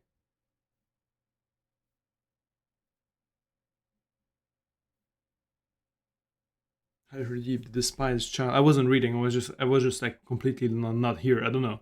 My soul. I was astral projecting to Congo or some shit. I don't know. Hide her deep, the despised child, or shame shown in shell of iron. She is a wish cast vain, divinity mimicked in form too frail. Ah, so she, you know, see what I mean? She's like, yeah, she's like a soul but trapped inside iron. You know, in shell of iron. You're telling me no, but it's not. It's iron. It's literally white on black here. The red spiders flying around in deepness are called little weavers. Yeah. Child, our shame shown in shell of iron. She is a wish cast vain, divinity mimicked in form too frail. It seems Eva was an attempt by the weavers to create a divine being capable of usurping Grandmother Silk, but she failed to be the powerful being they had hoped for. This is similar to the events depicted in the hit film Shrek 2, where Shrek and company created the giant gingerbread man, Mongo, who also tragically suffered from his form being too frail for the task assigned to him. Another attempt by the weavers to stop the awakening of Grandmother Silk was through the Eva is just the rune magic in case in that prison. I guess so. creation assigned to him. Another attempt by the weavers to stop the awakening of Grandmother Silk was through the creation of the snare setter. One can be found in Weave Nest Atla, and needle and dialogue observable there shows the weavers hoped it could be used to keep them free. Eva explains the purpose of the snare setter more plainly. Small things, but tests for larger forms. I still remember their thoughts as they worked, their desperation and their hunger. Another hopeless attempt to wrest their freedom. All ended in failure, of course. In Weaveness Merglin in Bilewater, a lore tablet mentions that the Weaver's silk will wane at some point, perhaps indicating that the Weavers knew their power was fading. The strangest place a weave nest can be found is deep below Farloom in the Abyss. Yeah. The Abyss in Farloom is very similar to the one found in Hallownest. Yeah. It features and there is a tower actually. Yeah, it's then okay. Yeah, it's just okay. It's bound to like the Abyss. It wasn't a Hallownest thing. Okay, you're right. Okay. Tendrils, a lake of void, and massive spires. Yeah, the fucking Mortal Kombat towers, bro. There's even hints of the ancient civilization here too. At one point, Hornet refers to the void as being below all things, perhaps indicating that no matter where you are in the world of Hollow Knight, if you go down far enough, you'll find the Abyss. It's too much. In Weavenest Absalom, there is Exactly. evidence of the Weavers researching the void. A rune depicting the void tendrils can be found, and it seems the Weavers were able to collect void within glass jars. Ah. But it doesn't seem like the Weavers went much further with any of their void experiments. Put the jar next to a radiator. But it doesn't seem like the Weavers went much further with any of their void experiments, as nothing here seems to have been used against Grandmother Silk at all.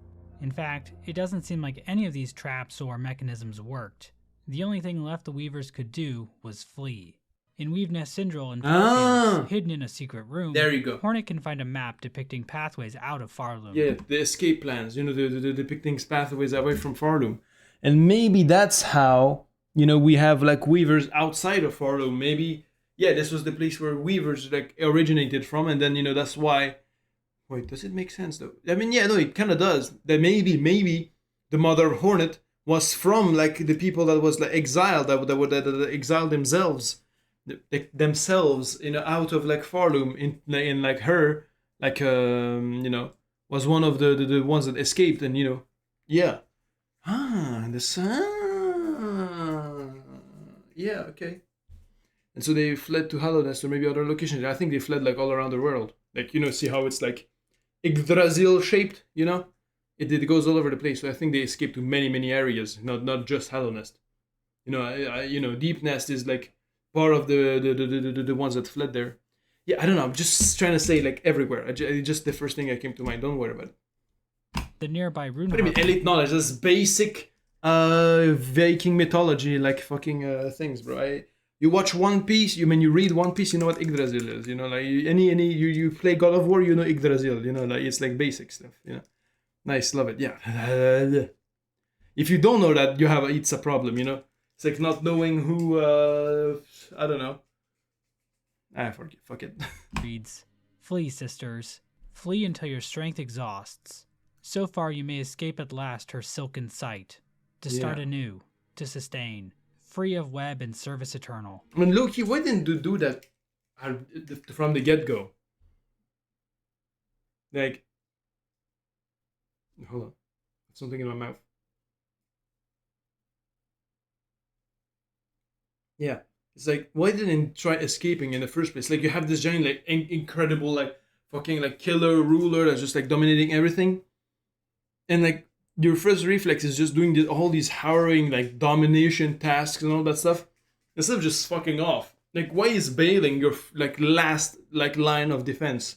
Like, why didn't you get the fuck out earlier? Did you want to be a chosen one that fucking bad, Kinda stupid, in my opinion. So to briefly summarize, it seems at some point during their rule, the Weavers realized they couldn't keep Grandmother Silk in slumber indefinitely. Whether that was because they weren't bringing in enough pilgrims, or because of their own waning silk, or because 90% of the bugs in this kingdom can't sing for shit, it was clear something happened. True. The Weavers experimented with creating their own god, but that didn't work.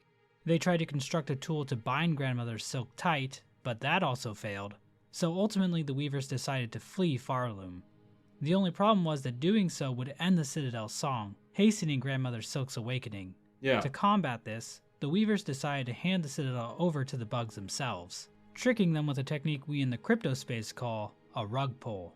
Despite their flight, the Weavers didn't entirely lose hope. It seems the weavers prayed for one of silken strength to one day come and free them from their web. A few weavers even stayed behind so that they could help this savior should they ever make their way to Farloom. The weavers also left servitors to watch over their weave nests and await their return. By the time Hornet arrives in Farloom, it seems there are three main factions in charge of running the place: the conductors, the vault keepers, and the architects. Yeah. The game isn't exactly clear when these different factions took shape within the Citadel. It appears they've been around since before the Weavers left, given that both Vault Keeper Cardinius and the 12th Architect seem well aware of the Weavers. These three factions were also given the threefold melody, which pilgrims needed to reach the cradle. The conductors seem to have the most responsibility, declaring edicts, sanctioning projects, and even getting directly involved with various experiments within the Citadel. They also seem to be in the know about the Citadel's true purpose as a cage for Grandmother Silk, giving Conductor Romano's incredibly ominous poem, Farloom's Folly, as well as Conductor Ballador's possession of that one extremely incriminating rune harp. This knowledge seemed to weigh heavy on the conductors. Ballador questions if he would have ever accepted the duty if he had known the cost. And of course, Conductor Romano's poem seems to indicate a sense of disdain for the Citadel. While we never see Conductor Romano in-game, we do see a conductor's mask all the way on the edge of Farloom. True. Whether this was Romano's mask or not, it seems one conductor chose to flee Farloom for good Yeah. instead of bearing the mantle of rule. Yeah. I'll be honest, I'm sure being a conductor isn't the easiest job in the world, but it's gotta be better than Also, them saying conductor all the time is kind of triggering me because, it's like, oh my god, conductor, but anyway. being the guy who has to feed mag. Being a conductor isn't the easiest job in the world, but it's gotta be better than being the guy who has to feed maggot gruel to muck roaches all day. It's gotta be an order of magnitude more difficult, I swear. The Vault Keepers were charged with guarding the secrets of the Citadel. The scroll What was that graph? Prompt engineer, YouTuber, roach keeper, salad, conductor, neurosurgeon. Okay, bro. The Vault Prompt engineer, bro. Take your own life, bro. Keepers Not him saying the prompt engineer is like, fuck, Like, I swear, like, they're making it, like, sound like, bro, I've used Midjourney because I was forced to at one point in my life, in a job. Bro, it's not complicated. They make it sound like it's an expertise. If you cannot prompt, you cannot talk and read and write, bro. That's basically what it is. Like, it's basically being a prompt engineer is knowing how to talk to a child that doesn't understand shit because they're stupid. Because most AIs are fucking stupid. Like, you just gotta tell them, no, don't color like this, you need to color like this. You just need to be overly specific so that it goes through their fucking skull, which they do not have, the metaphorical skull, you know what I mean? It's not a, it's not a job. It's a bullshit job. Like the book that talks about bullshit jobs. Yeah. Anyway, fucking prompt engineer, suck a dick. were charged with guarding the secrets of the Citadel. The scroll readers spent their entire lives reading and memorizing prayer scrolls. They also kept psalm cylinders of various prayer songs that could be played back using the proper equipment. From Vault Keeper Cardinius' dialogue, it seems the Vault Keepers viewed the acquisition of knowledge as a way to transcend their own minds and bodies. Vault Keeper Cardinius is also interesting in that he really hates the Weavers, calling them cursed and implying that they bring death wherever they go. So it's possible the Vault Keepers were aware of some nefarious deeds done. Yeah, wait, what the fuck? It's true, Cardinius was against yeah. He wasn't a bootlicker, now that I think about it. It's true. What? It's kind of odd now that I think about it. Okay. By the Weavers during their rule. But Chakra also calls them vicious, so it's possible the views on Weavers changed all over Farloom after they left. The architects seem tasked with maintaining the Also, you said it's not the job, it's a fucking chore. Yeah, but still, like, no. Yeah. Citadel itself, creating the cogwork core, as well as developing new technologies for the Citadel to use. Much of their craft is owed to the tools created by the Weavers themselves. And similar to the Weavers, it seems the architects were also interested in creating life. The first architect designed the first cogwork heart, which was used in the Sentinels, an order of knights that served the Citadel. According to the 12th architect, the Sentinels ventured, even beyond these walls, to see all bugs brought forced safe to serve the Citadel. The use of the word forced here kinda makes me think the Sentinels were kidnapping bugs to work in the Citadel, But the Sentinel we meet in game is pretty nice, so I really don't want to believe that they did something kind of problematic like kidnapping. Yeah. But it wasn't just the Sentinel robots that the architects created. The numerous Cogworks enemies that populate the core of the Citadel also owe their construction to the architects.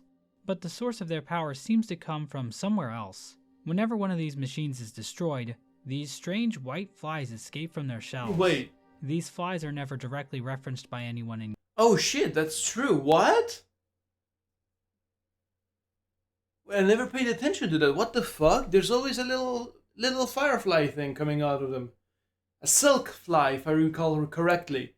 And wasn't it a silk fly that freed us from our cage in the beginning of the game, in the intro? Wasn't it? Interesting indeed.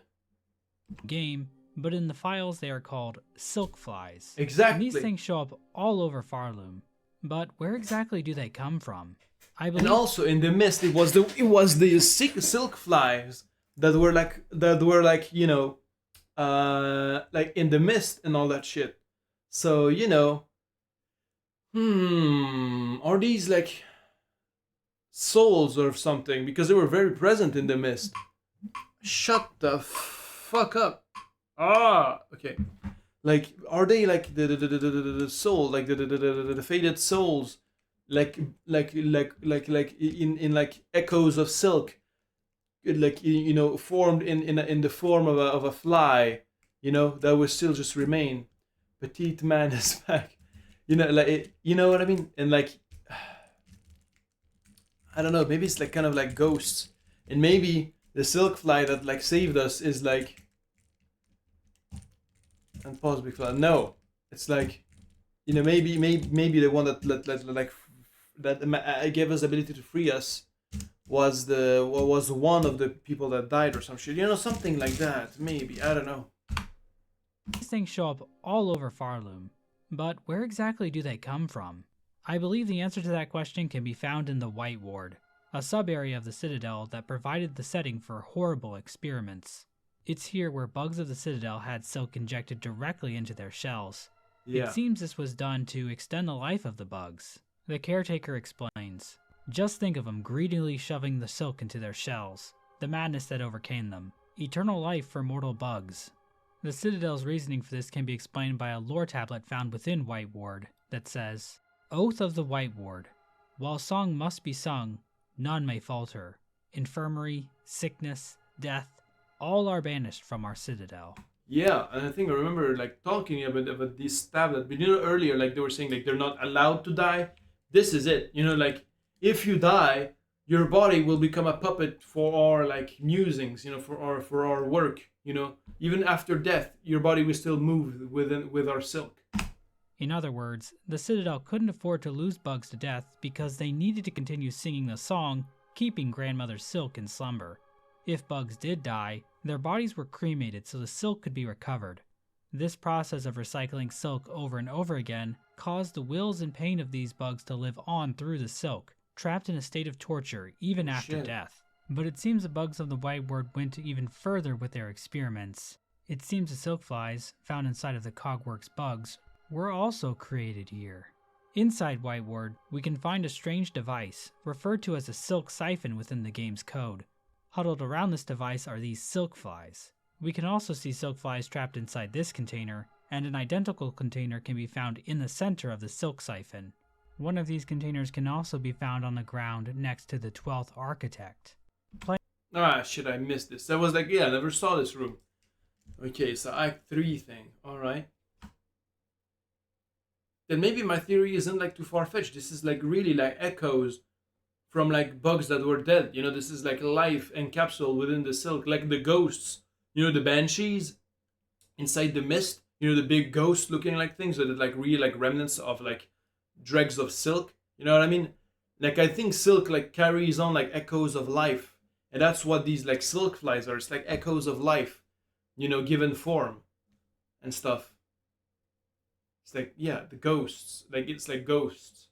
That's why they have some kind of autonomy too, to guide you in the mist, you know, and to also be like somehow like be powering like all like these like cog works like robots and shit. You know what I'm saying? The needle in the silk siphon room reveals the following dialogue. One line in particular is interesting to me. To serve, beyond dialogue. Wait, to devote the total must we widest pain. Remember my voice, please. Remember my voice. T. Remember because they're dead. Beyond shell because they're dead. One line in particular is interesting to me. To serve, beyond shell. To the right of this room is a chamber filled with hundreds of corpses. A choral commandment can be found at the end of the room, which reads, Bug of voice grown hoarse or shell fallen frail, you have been selected for duty most sacred. Become our light, our guide in darkness, that others worthy may climb to join the holy song. So it seems the Citadel was transforming the silk-infused souls of bugs into silk flies that could be used to provide light for the kingdom of Farloom, as well as power the various automatons working within the core. Even massive constructs like the fourth core release several dozen silk flies when they're destroyed. Given the silk flies seen on the 12th Architect's corpse after they die, it seems wait, architects die as well? What the fuck? Since when? What? Also powered by silk flies. The only exception to this I found is the cogwork dancers, which we know were created. Yeah, but because they were powered by the soul of the Verdanian, the Green Prince twin thing. Is it still playing it? Yeah, she dies in game. Ah. Not from the soul of a Farloom bug. Bro, I missed so much. What the fuck? From the soul of one of the princes of Verdania. When speaking to the Green Prince after defeating the cogwork dancers, Hornet says, his soul is now free from that shell of iron. It seems weavers were still in Farloom when the silk flies were created, since we can see a few of them in Weave Nest Atla. We can even see some of them in the Carmelita memory. So let's see if she dies if you buy her older starts to get the melody. Alright. It seems weavers were still in Farloom when the silk flies were created, since we can see a few of them in Weave Nest Atla. We can even see some of them in the Carmelita memory, so it seems they've been around for a long time. We know that some things changed throughout the lifespan of the Citadel, but it can be difficult to track down exactly when these changes took place. For example, didn't buy Skull Brace. Alright, I see now. I'm glad I didn't then, because it means the automaton woman is still alive. Yes. In one section of the Citadel, there's an unused statue base.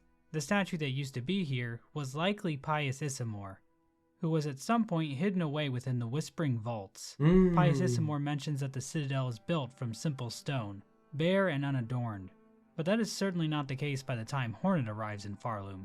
So when did these changes happen? Pius Issamore does mention that the Citadel was bequeathed to the bugs by the Weavers. Bequeathing can mean to give something, but it also has a sense of handing something down. So it's possible the gilding of the Citadel didn't take place until after the Weavers gave control of it over to the Citadel bugs. But the wording is vague. I wonder how that feels being a silk fly taken into the weave nests. You're a random ass guy who died and now you're a light for the bitches who indirectly created this horrible system. But I feel like they're not really alive. I feel like if they're like echoes of a life. They're echoes of life, not real life. You know what I mean? It's like a recording in a way. You know what I mean? It's not direct life, so it's not really like sentient. It's like, you know, it was like okay. Still gonna say it, but yeah, it's like you know, like a consciousness transferred, like in Cyberpunk, for example, like.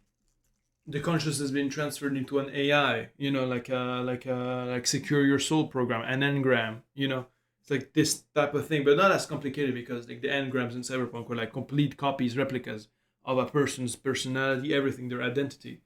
Here, I think it's mostly just distant echoes of one's life, not actual life itself, you know. It's not dead ass like that. And I don't get the sense that the Citadel bugs would necessarily be more interested in turning the Citadel into some gilded, shining city than the Weavers were. One big change that almost definitely took place after the Weavers left was the completion of the Citadel core, which seems to be referenced in the last edict of the conductors, which reads, "And lo, is eternity sustained.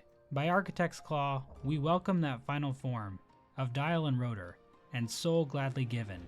The perfect, unfaltering voice." Eternity sustained by Architect's Claw. Welcome at final form of dial and water. So they're talking about, the flies. The cogwork core is a massive structure of cogs and shafts in the middle of the Citadel. We know from the 12th architect that the core was built to sustain the song.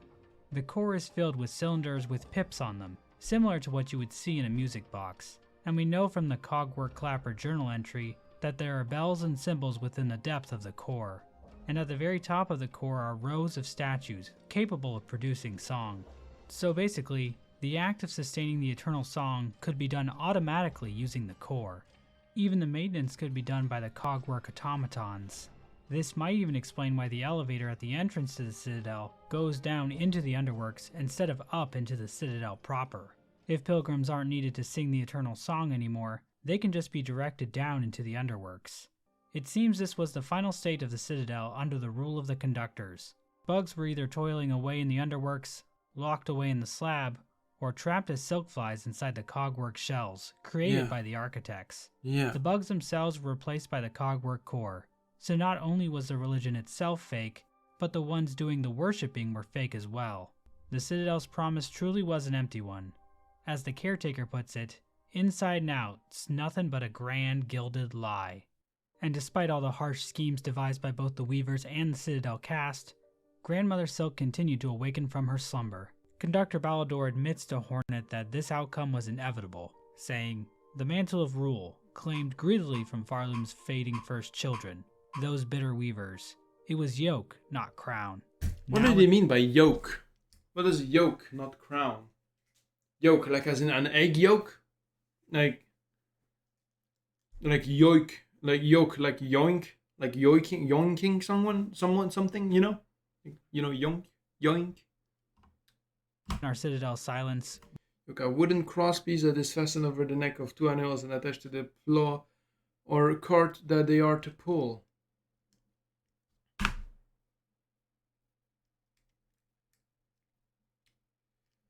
A wooden crosspiece that is fastened over the necks of two animals and attached to the plough or cart that they are to pull. Ah, like a horse or like donkeys when they pull a cart. Right.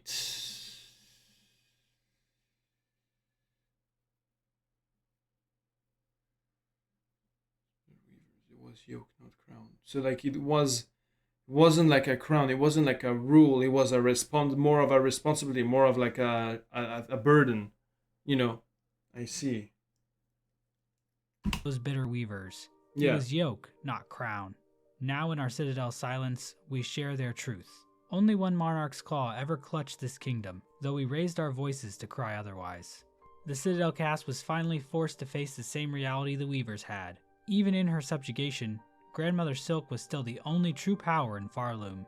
At this point, it seems the Citadel finally fell silent, with only the automated Cogwork core left capable of sustaining the song.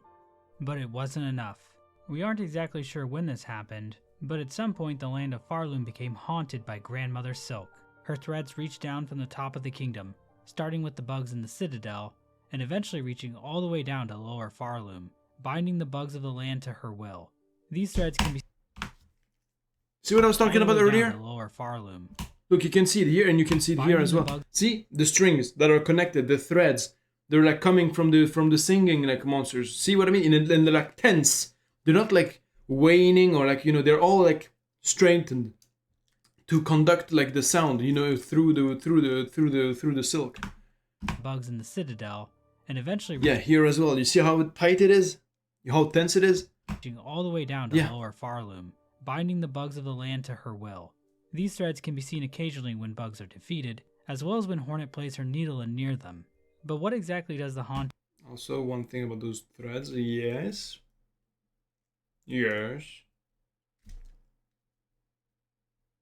I'm listening. You can mathematically calculate them to angle towards the cradle. Okay, that's kind of sick. I didn't even know that, but holy it proves even more like that it is literally what this was, really. Due to these bugs. At the top of the marrow, Hornet can discover a mysterious building. And, yes.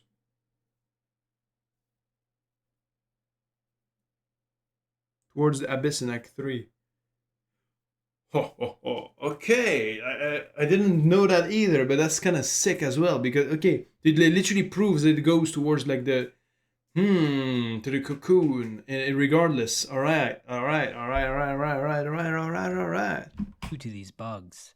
At the top of the Very marrow, cool detail. Hornet can discover a mysterious building. Inside, a grunting bug and strange squelching sounds can be heard. I know this. Nice ASMR tune that I was playing in Bellheart for everyone to hear. That should come from her, no matter where she is, yeah. An operating table can be found in this room as well. It seems a bug obsessed with the haunting started cutting into bugs to examine the effects of the haunting itself. This bug, known as the Learned Pilgrim, was actually going to have their own quest, but was ultimately cut from the game.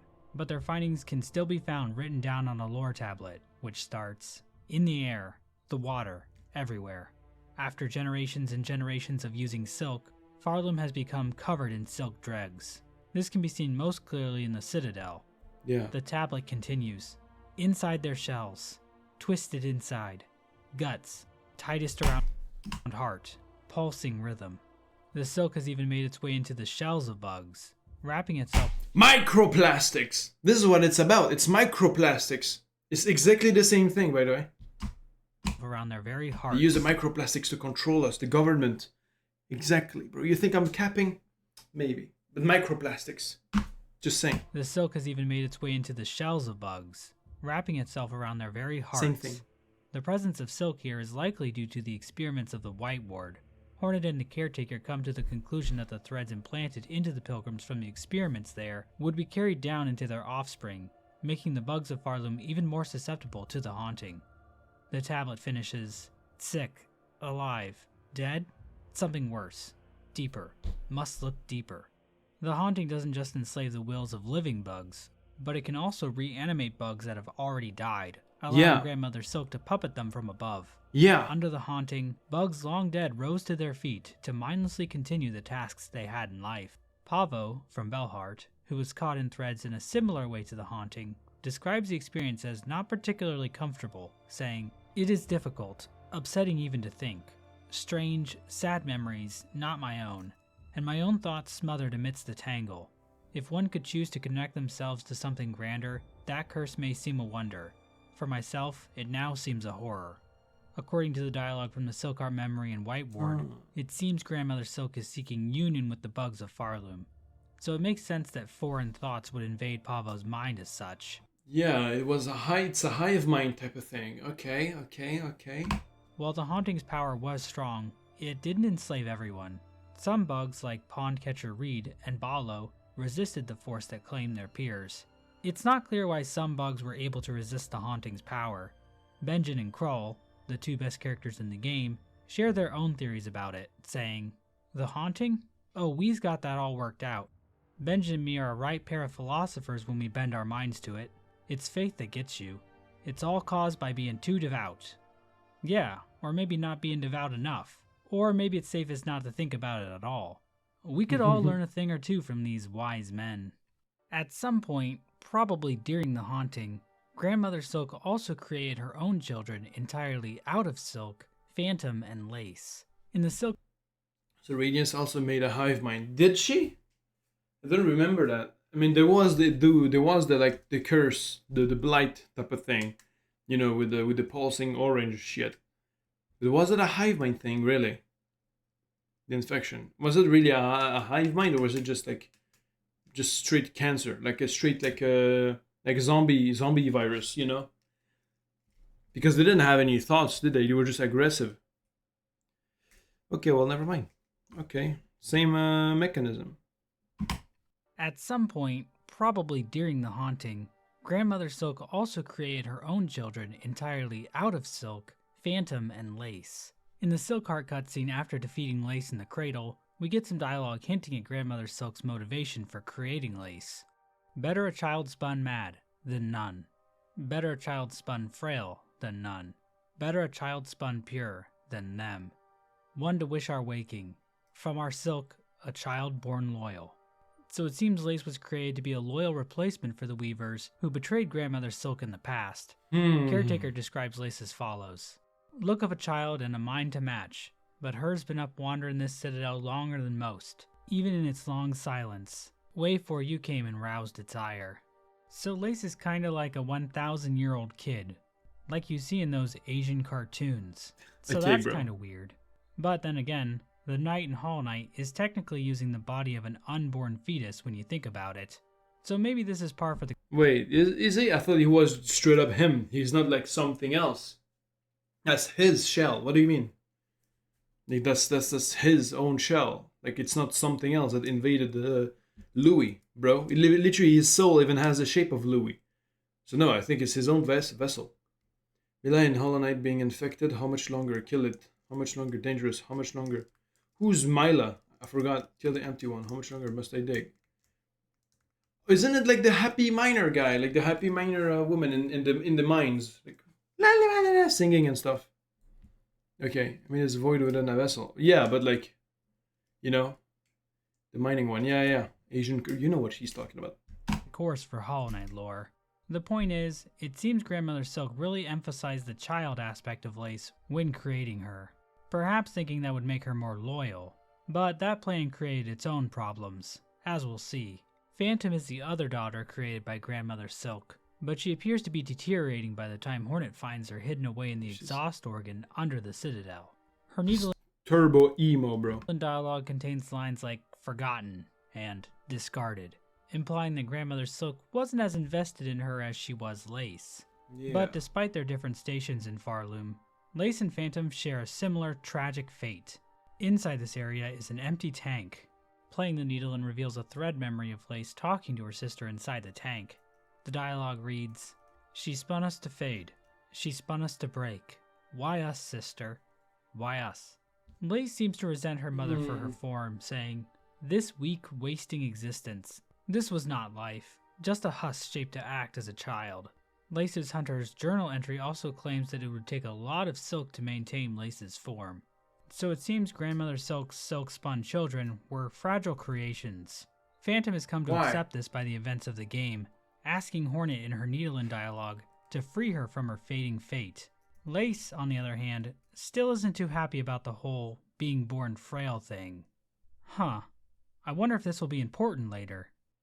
At some point during all this, choir bugs were sent out from Farloom to track down and retrieve. But hold on, he didn't answer the question. Phantom wanted you to kill her. I did not know that. But like, why the fuck did she create those children like frail?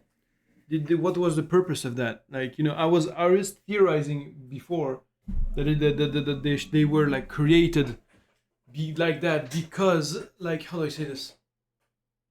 You know, like Hollow Knights, you know, like all the little like vessels, like, you know, to be vessels. But it doesn't seem like it's really the case, is it? You know, it's not like really to become vessels like in Hollow Knight. It's something else, but I don't know. I can't figure it out. Verified deterioration. Yeah. the weavers and their kin. The cage is used to transport In case they try to pull a weaver and betray, I guess. But if they got the power, they could like generate like silk anyway, wouldn't they? Because like they could like use the I don't know. Could kind of make sense, but I don't know. these weavers can be found in the cradle, giving us insight into where they were captured. A frail bug with 1/8 weaver ancestry was found in the Sand Sea Waste. Another 1/8 weaver was mortally wounded and taken in the Black Barrens. And a 1/4 ancestry weaver was staked to serve and taken under the City of Steel. We can also find a coral commandment possessed by one of the bugs that kidnapped Hornet, which reads, "Full chamber to the kingdom of the white worm. Claim the weaver in half part. Last of their line. Sense strong with silk. Resistance anticipated. Quell with rune cage." What's interesting about this line is the phrase, "sensed strong with silk," which possibly implies that the weavers could be sensed from Farloom, possibly explaining how the locations of the weavers were known. It seems most likely that Grandmother Silk ordered these weavers captured. Her exact motives are never directly stated, but it seems likely to me that Grandmother Silk wants these weavers for their silken strength. Maybe she intends to bind these weavers to herself, making her even stronger. While we know several weavers were brought back to Farloom, only one can be found alive in-game, Widow. Widow is a pretty mysterious character in the lore. According to Hornet, But why does she have like this like how do I say this, like this little like she doesn't have a helmet anymore. She has like this this fluff or something. Like she looks like almost like a flea. Like maybe it's like flea pelt, you know, like as a mask instead of her like weaver mask, you know. With her journal, yeah, her body seemed a weaver's, with her mask could forcibly removed, and her own silk was bound useless by heavy pins lodged through her spine. Yeah, but like.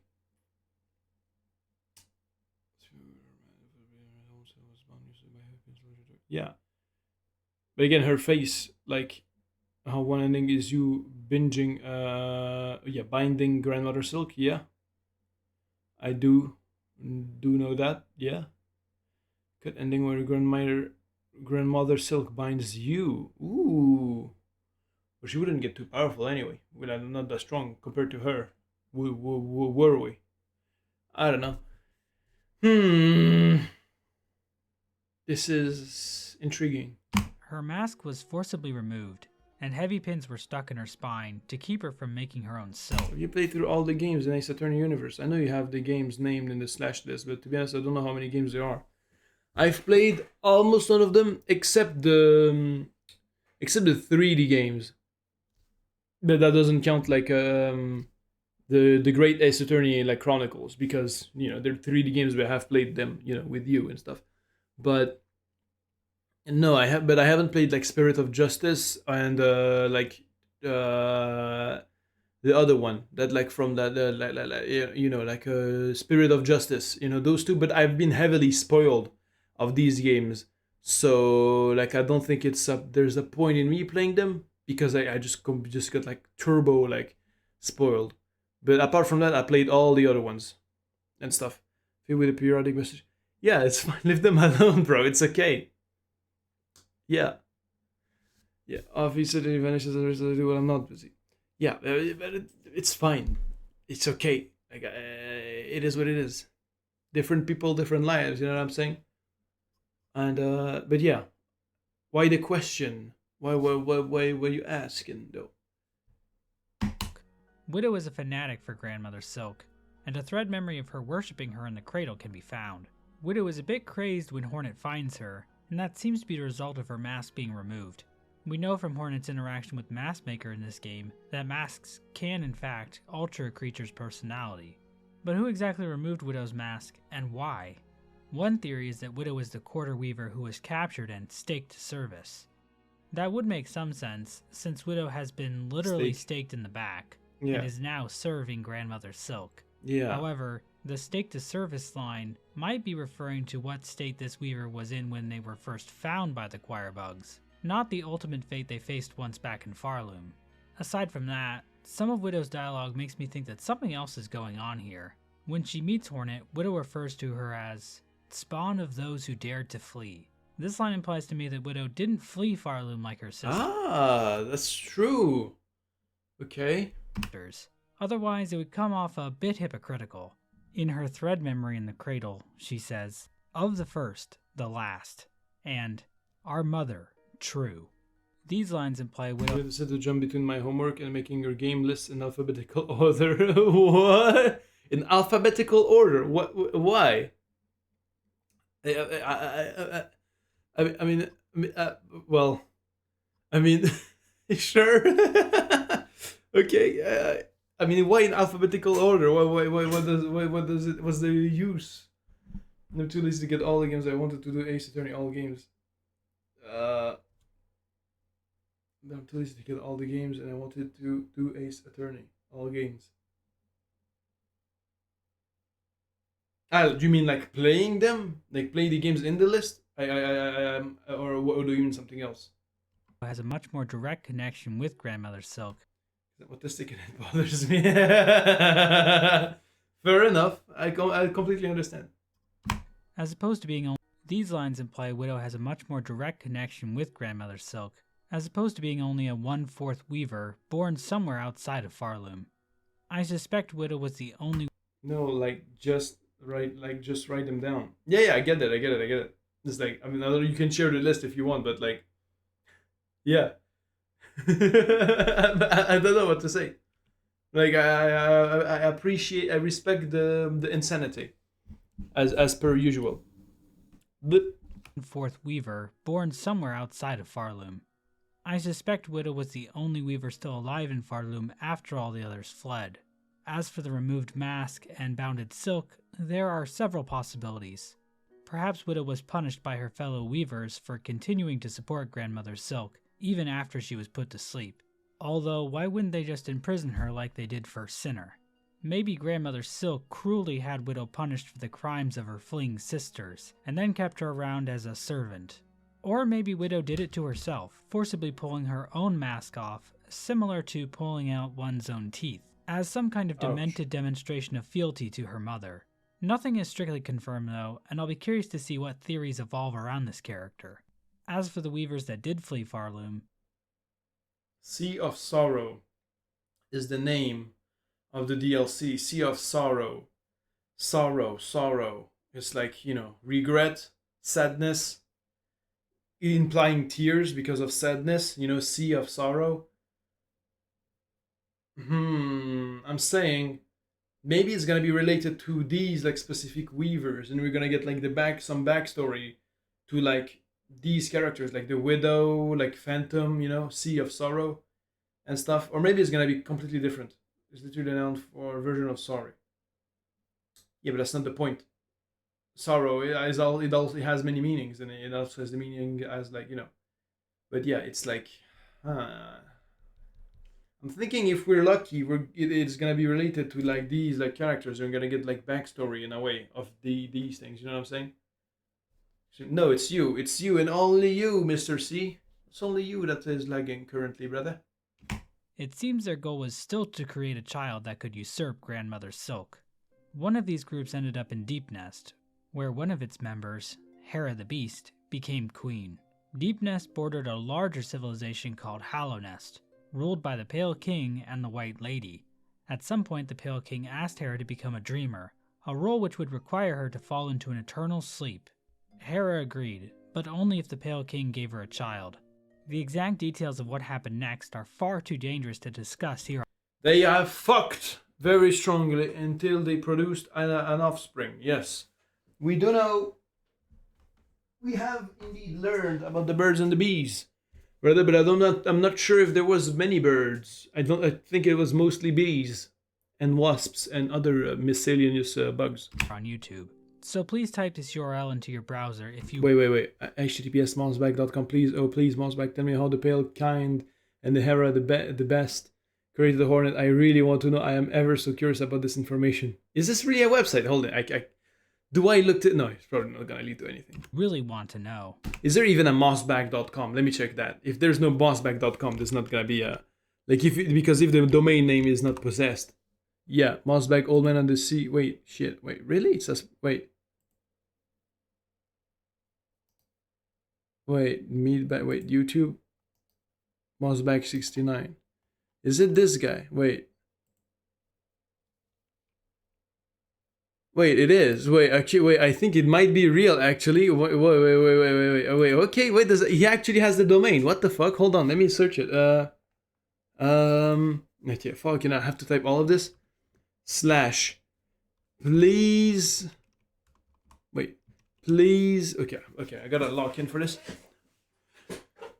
Please don't just like open porn, by the way. Please, please.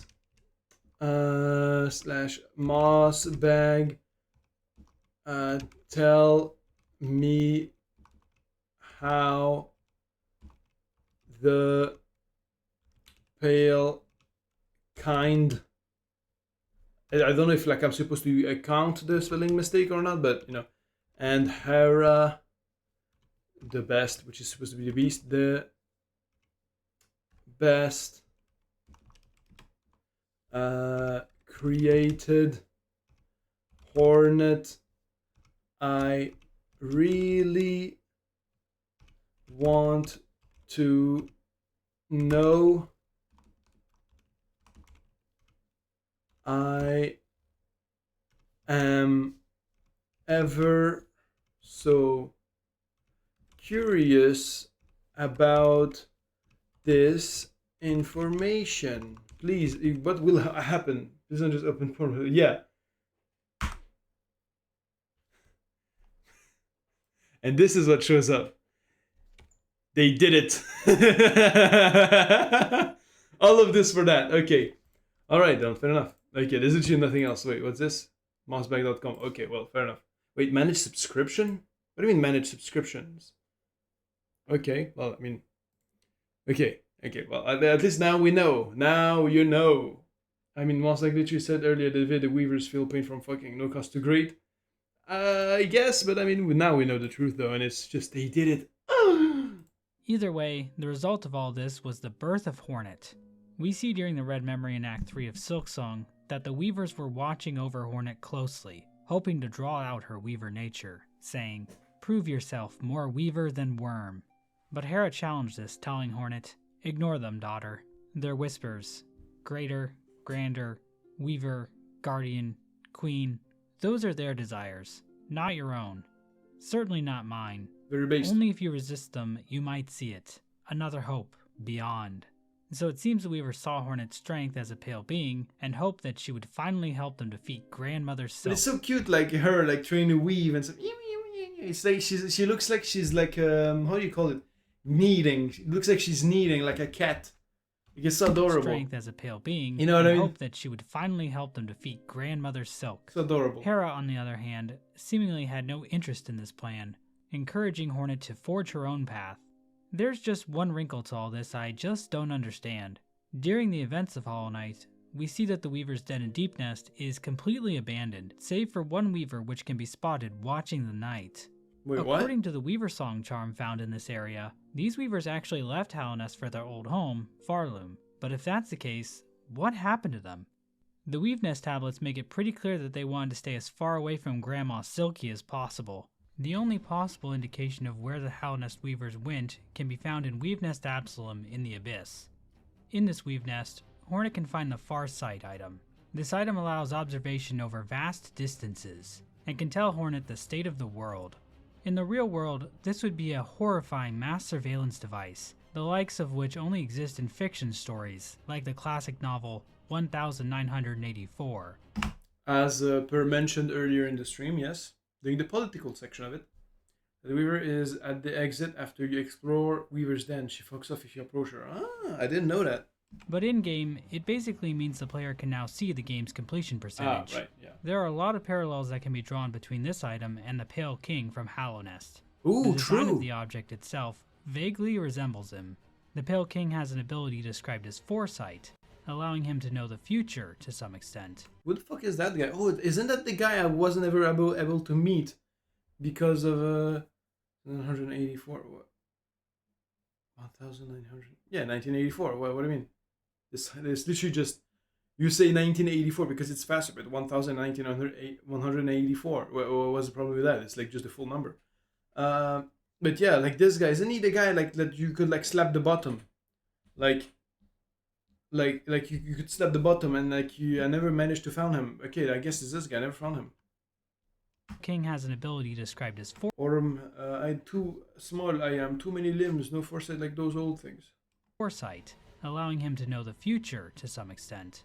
The lore tablet he left for the Hollow Knight in the Black Egg Temple also gives the world sensibility, which allows the player to see the game's completion percentage. The rune effect in the Farsight cutscene also resembles runes we see in the cast-off shell. So it's possible the Weavers designed this device after encountering the Pale King in Hollow Nest and returning to Farloom. But if that's the case, where are they? Another possibility is that the Weavers encountered a different worm than the Pale King, and that's what inspired them to build the Farsight. We just don't have quite... Or maybe they just fucking died. I mean, low-key, I think they just straight up fucking died. Maybe it happened like a while ago, you know what I mean? Maybe a long time ago, and they fucking died. enough information to say for sure. One way or another, Chorus bugs were sent to Hollow Nest. They eventually captured Hornet within a rune cage, and carried her all the way back to Farloom. And now we finally made it to the events of Silksong proper. It's at this point I want to thank a few people for their help on this video, talking lore with me and sharing ideas, modding community when it released back in of Ravenous Hyenas on the Serengeti. It honestly brings a tear to my eye, and Aya appears out of nowhere and breaks the rune on Hornet's cage. Hornet's Loom, a silkfly. I don't even cry that much anymore.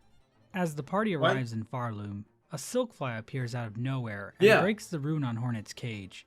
Hornet escapes from her captors and begins her long trek up to the citadel, telling the chapel maid, "Then I shall seek their citadel. If the veiled bugs would go to such lengths to bring me here, I intend to find out why." Along the way, Hornet will meet beloved characters, such as Quiet Pilgrim. Fuck you! Fuck you! Not you, but the guy, fucking mossbag, like beloved character. I was like gonna scream, Sherma! And like he just fucking cut. Fuck you. Go fuck yourself, bro. Go fuck yourself. Fearful Pilgrim, Aged Pilgrim, Tall Pilgrim, Solemn Pilgrim, Worried Pilgrim, Dejected Pilgrim, Wary Pilgrim, Exhausted Pilgrim, Pilgrim Preacher, Humble Pilgrim, Scared Pilgrim, Horned Pilgrim, and everyone's favorite, Mort. She'll also find dead ancestors. Fucking bastard, bro. Fucking Mort. Suck a dick. Favorite, Mort. She'll also find corpses of her dead ancestors, who have waited for her arrival so they could share their strength with her in hopes that she may dethrone Grandmother Silk. Hornet will also face some of her greatest threats yet, such as lava, spike traps, Fair enough. thorns, Fair enough. rocks, Fair enough. bells, Fair enough. steam, Fair enough. and other such obstacles worthy of challenging a godlike being such as Hornet. Hornet can bear witness to many strange rituals along her way. She can find pilgrims enthralled in worship. She can break bread with bugs still in control of their... Wait. Right. Also, yeah, I forgot about. I'm just like in my legs. I'm like tired and stuff. I'm low key want to sleep, but you know, I need to sit a little bit for a little while to like just survive and like come back, you know, to this day. Yeah, Mort. Oh, by the way, if you're still recording for YouTube, yes, I am. Just check. Yeah, of course. If I, you know, this is the reaction. And like the video is like 1 hour and 17 minutes. My recording is 2 hours and 15 minutes. I think I've just beaten the leech allegations. Her senses, and she can even learn to play almost 10 whole songs on her needlein. Hornet can even stumble upon a strange cult of burning bugs obsessed with flame, deep within... Wait. These guys, hold on. The wisps, aren't they like silk flies, but like just on fire? Low key.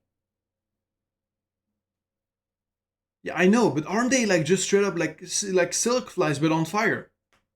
No, but like it would make it. Maybe there's like a cult or something. Like instead of like transforming them into like obeying the big silk like bitches, you know, the grandmother silk and stuff. They made their own fucking cult and like transforming like all the wisps, like, you know, making them like transferring their own dead people from their cult into the wisps and stuff, and like coming into fire and just like shoo, burning out the final pieces of silk inside them or some shit, and like worshipping then their own idol instead of the other stuff. You know what I mean?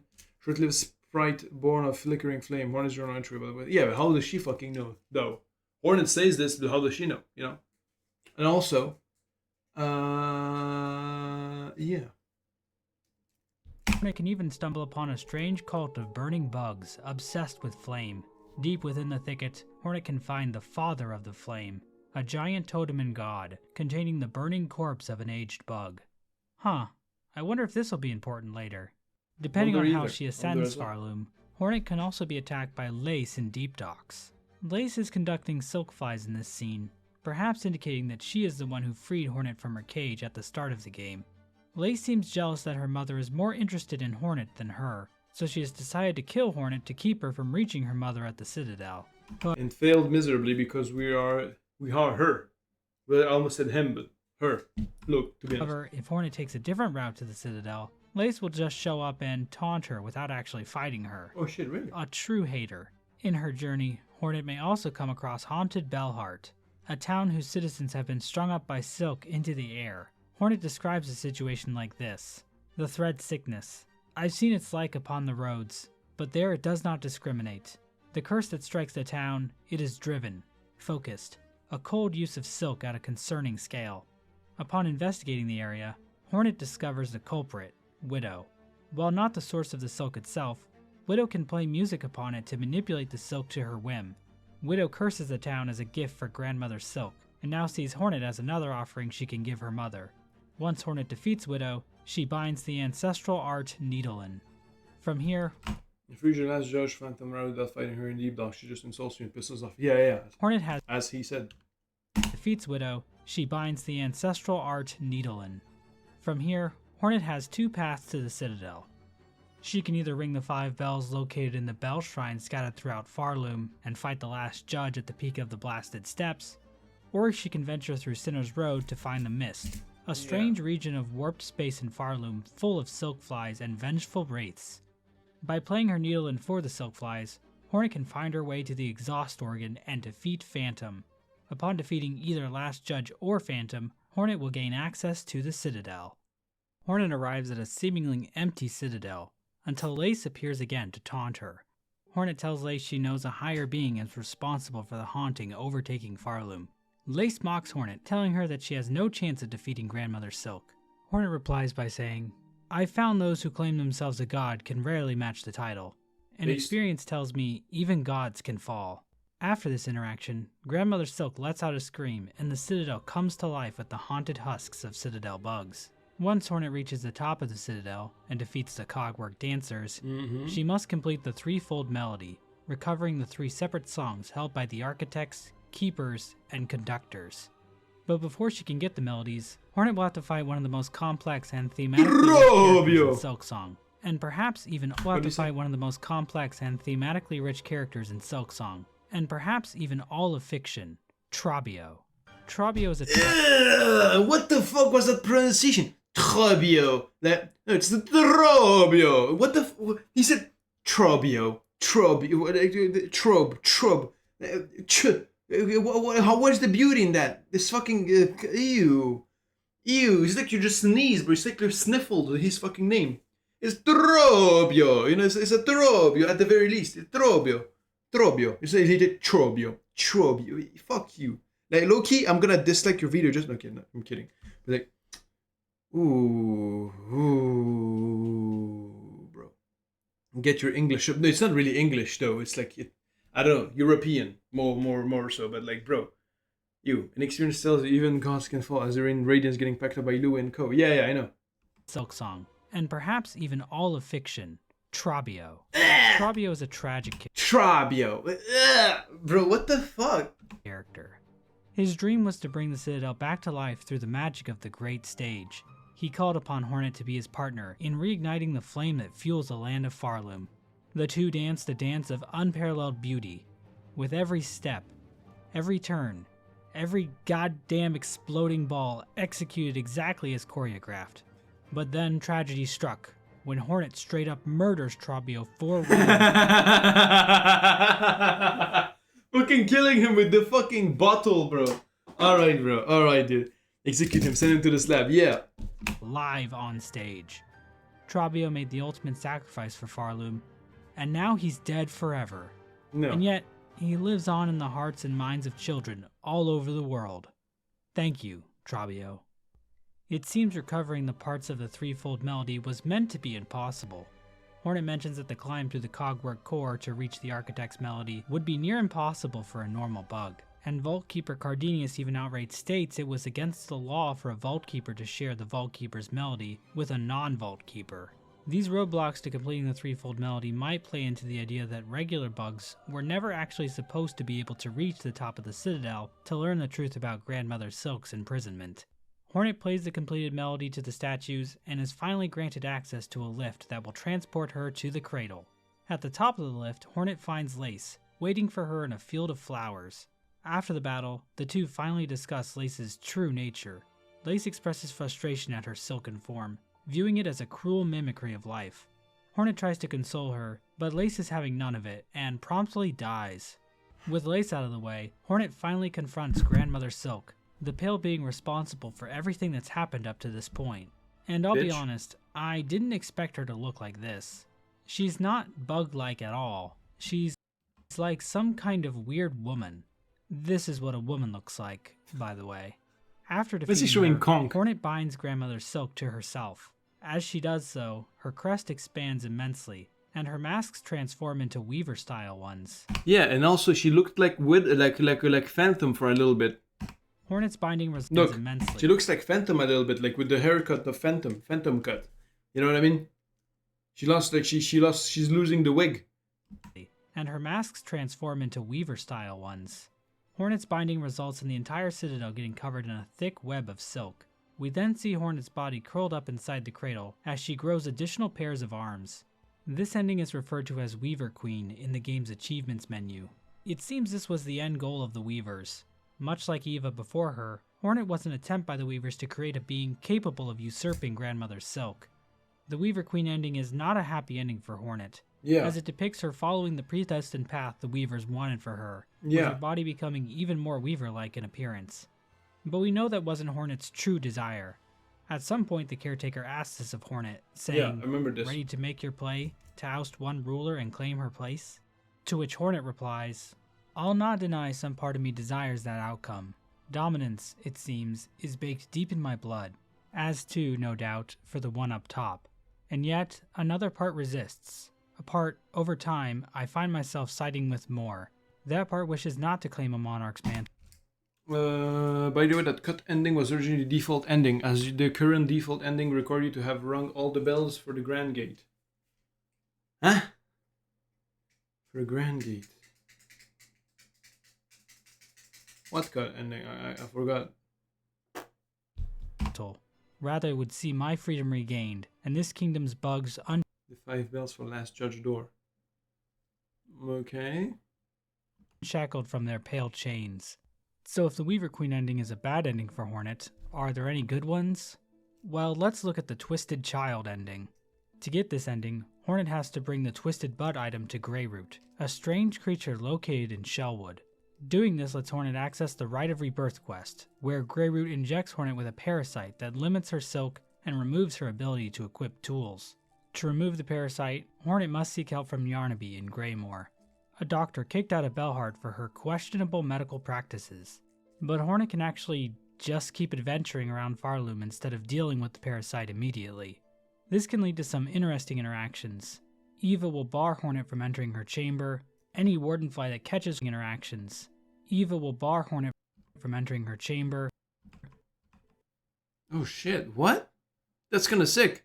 The ending you missed. Any wardenfly that catches Hornet in a cage will be killed by the parasite. Whoa! Tip and Pill will refuse to let So like such, you cannot be taking no deliverings. Infect the goods you would. Hornet make deliveries. But the biggest change comes from when Hornet defeats Grandmother Silk while still infected. Whoa! Both pale beings will get tangled in the parasite's roots and be turned into some kind of hardened plant material. Then this happens. Ouch!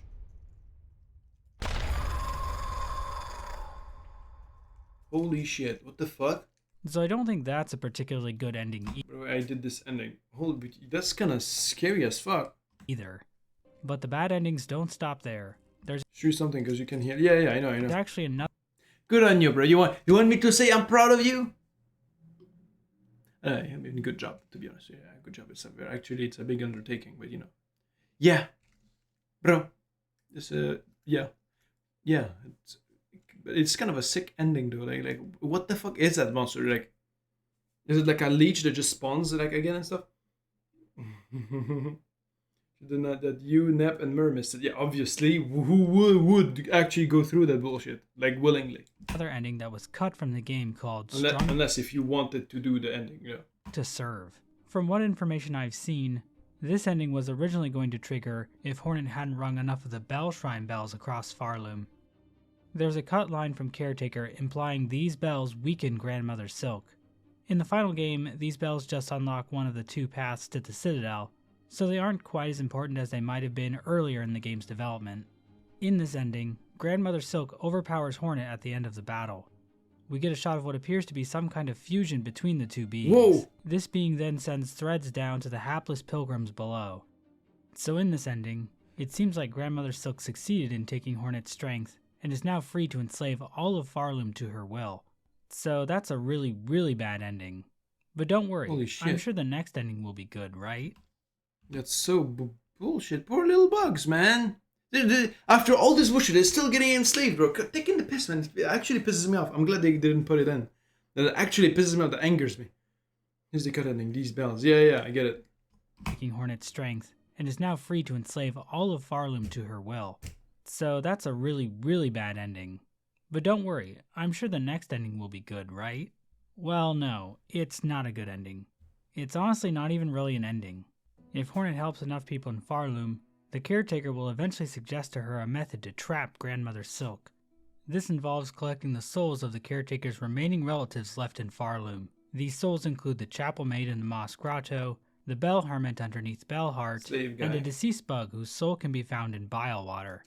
Both the chapel maid and the bell hermit give their souls willingly, but the remaining soul, the seeker's soul, is a little more difficult to obtain. At some point, this bug traveled into bile water to seek the help of the Stillkin. But instead of working with this bug to fight against the Citadel, the Stillkin killed him and took his soul. Hornet has to infiltrate the Stillkin's home, Bilehaven, and defeat them and their leader, Grohl the Great. Now, I have the feeling people are going to try and make the Stillkin out to be the bad guys here. But I'll be honest, if the Seeker was anything like the Caretaker or the Bell Hermit, I don't blame the Stillkin for doing what they did. I will stand with Grohl the Great here, and I hope you do too. The Caretaker also instructs Hornet to search Weaveness Atla for the Weaver's prototype weapon, the Snare Setter. Hornet gives these 3 souls and the Snare Setter to the Caretaker, who then sets up the trap inside the cradle. Hornet then challenges Grandmother Silk. After defeating her, instead of binding, Hornet plays her needle in to activate the Caretaker's trap. But something unexpected happens. A large circle of void within the Snare Setter appears beneath Hornet and Grandmother Silk. It's Louis. The art assets for this thing imply that it's actually opening a portal directly to the Abyss. The void starts to pull Grandmother Silk in, who in turn grabs onto Hornet, attempting to drag her down as well. But this scheme is thwarted by Lace, who cuts Hornet free and falls into the void with her mother. The two disappear into a giant black ball of void that then collapses in on itself, creating a shockwave that shakes the entire Citadel. But just as things seem to have finally ended, void-covered silk threads reach up through the ground from below. This concludes the snared Silk ending. But instead of putting Hornet back to before the fight in the save file, this ending triggers Silksong's 3rd act, called Abyss. Hornet awakens to find that all of... I was like very pissed too. I'm glad we continued, the game continued, because otherwise I would be legitimately pissed. If it stopped there, I was like, bro, are you fucking serious? This is the ending. This is the ending you're giving me. Fuck you. You like, I don't know, but then you know, oh, secret act 3 shit. Okay, like, you know, it's actually Louis. The void is somehow still not completely unified because there is so just I know. I'm just saying Louis just because Louis. Since we're actually missed the sign. Well, fuck him. Been altered, with environments wrecked by the appearance of black threads, NPCs killed in the quake. No. Environments wrecked by the appearance of black threads. And Bro, I didn't even know him, and he's fucking like, I just met him during this video and he fucking died. I'm sad. Poor guy. No. NPCs killed in the quakes and enemies possessed by void. Hornet travels back to the ruined chapel where she confronts the Caretaker, the chapel maid, and the bell hermit, who we learn at this point are actually snail shamans. Is he happy? He's fucking dead. What do you mean happy? He fucking died. Bro? It turns out their fascination with the void led them to try and use it in combination with the Snare Setter to trap Grandmother Silk in the Abyss. The only problem is Lace also His corpse says then. Okay. fell into the trap. This has caused Silk in the Abyss. The only problem is Lace also fell into the trap. This has caused Grandmother Silk to violently resist against the void, continuously creating more silk to keep the Abyss from consuming her daughter. Yeah. Toil run no more free. He's fucking dead. Still, like, yeah, okay, he's free from labor. He fucking dead. He's dead. Is that good to you? Do you think he's happy? Really? He's just fucking dead. He's just dead. No salvation, no nothing. He's just fucking dead. No freedom, no nothing. Dead. Dead. Not a big surprise. And at the same time, void-infused threads connected to Yeah, but being an immortal slave, you still have the potential to freeing yourself. But if you're dead, that potential is over. You're just dead. Not a big surprise. her cocoon have shot up into Farloom against the void, continuously creating more silk to keep the Abyss from consuming her daughter. And at the same time, if at the end he's like happy that he died, it means that deep down he knew what he was doing was bullshit. You know, he was just toiling like a slave. And maybe at some point he would have gotten the balls. Maybe when Jane Silk over here would have freed everyone, Like maybe he would have stopped working and got a chance for freedom, you know, a chance of like personal, like, you know, doing actually living, you know. But he didn't get that chance because of the fucking void bullshit, unfortunately. Also fell into the trap. This has caused Grandmother Silk to violently resist against the void, continuously creating more silk to keep the abyss from consuming her daughter. And at the same time, void-infused threads connected to her cocoon have shot up into Farloom, threatening to destroy the entire kingdom. Hornet resolves to travel to the abyss to investigate. She heads to the deep docks to seek the help of Ballo in using the old diving Iron Lung. She heads to the deep docks to seek the help of Ballo in using the old diving bell to drop down into the abyss. Ballo obliges, but the age of the bell causes a malfunction, leaving Hornet stranded deep below Farloom. Hornet looks for Grandmother Silk, but discovers that she has been submerged within the Sea of Void. Lace, never one to waste an opportunity to mock Hornet, somehow astral projects herself into the room and tells Hornet there's nothing she can do to save Farloom. Yeah, also, yeah, I'm Lace just curious, how did she fucking do that though? How did Lace do that? Maybe like communicating through the silk vibrations, but still, that's kind of like OP. Like just a rage bait, she learned and used psychic powers just to rage bait. Like at this point, you gotta respect the level of a hater she is. Like you know, you gotta respect it a little. I don't know, with even less construction budget for the vehicle. It's a great movie, by the way. Like I watched the movie with my friends not too long ago, and it was fucking dope. I don't know, I really liked it. Not all of my friends liked it, but I really liked it. I don't know, it catered to me in a way. I don't know. The OG Rage Baiter, yeah. Lace, never one to waste an opportunity to mock Hornet, somehow astral projects herself into the room and tells Hornet there's nothing she can do to save Farloom. Lace explains that she saved Hornet as an act of rebellion against her mother for creating her so frail, and seems to relish in the idea of dooming her mother and all of Farloom along with her. But Hornet remains determined, claiming that she will acquire the bloom that repels the dark. Hornet returns to the top of the abyss, only to find that It was a one-time cinema thing. Like fuck. Well, you can always pirate it now. I watched it legit during the very, very, very few screenings we got, but. Yeah, but now I guess like if it's not in your cinemas anymore, you can either buy it or pirate it. You know, like another normal human being. But it was a one time, yeah. The diving bell has disappeared, so she has to climb back out of the abyss herself. It's the bloom that repels the dark. Hornet returns to the top of the abyss, only to find that the diving bell has disappeared. So she has to climb back out of the abyss herself. It's at this point that the music from the 2019 reveal trailer starts playing for the first and only time during the entire game. Now, I've watched that trailer probably over 300 times in the last 6 years, and it was honestly kind of weird not hearing all the sound effects from the trailer. Hopefully Team Cherry will patch the game to add them back in. I really think that would make this moment even more epic. Hornet returns to the Snail Shamans and explains that she must retrieve an Everbloom from within. The witness your abyss escape at least, yeah. I'm not as experienced with pirating as someone like you. Sorry, it's really not that hard, really. Like you type streaming free, bro. Okay, let me look it up real quick. Wait, what's this? Twitch, my Twitch. Your gift sub to. I don't give a fuck. Suck my dick. I don't care. You like what is it? One streaming, I think. One streaming or like one. What's the name? I forgot. Shit. Let me look it up. Okay, you know what? You go to r/piracy.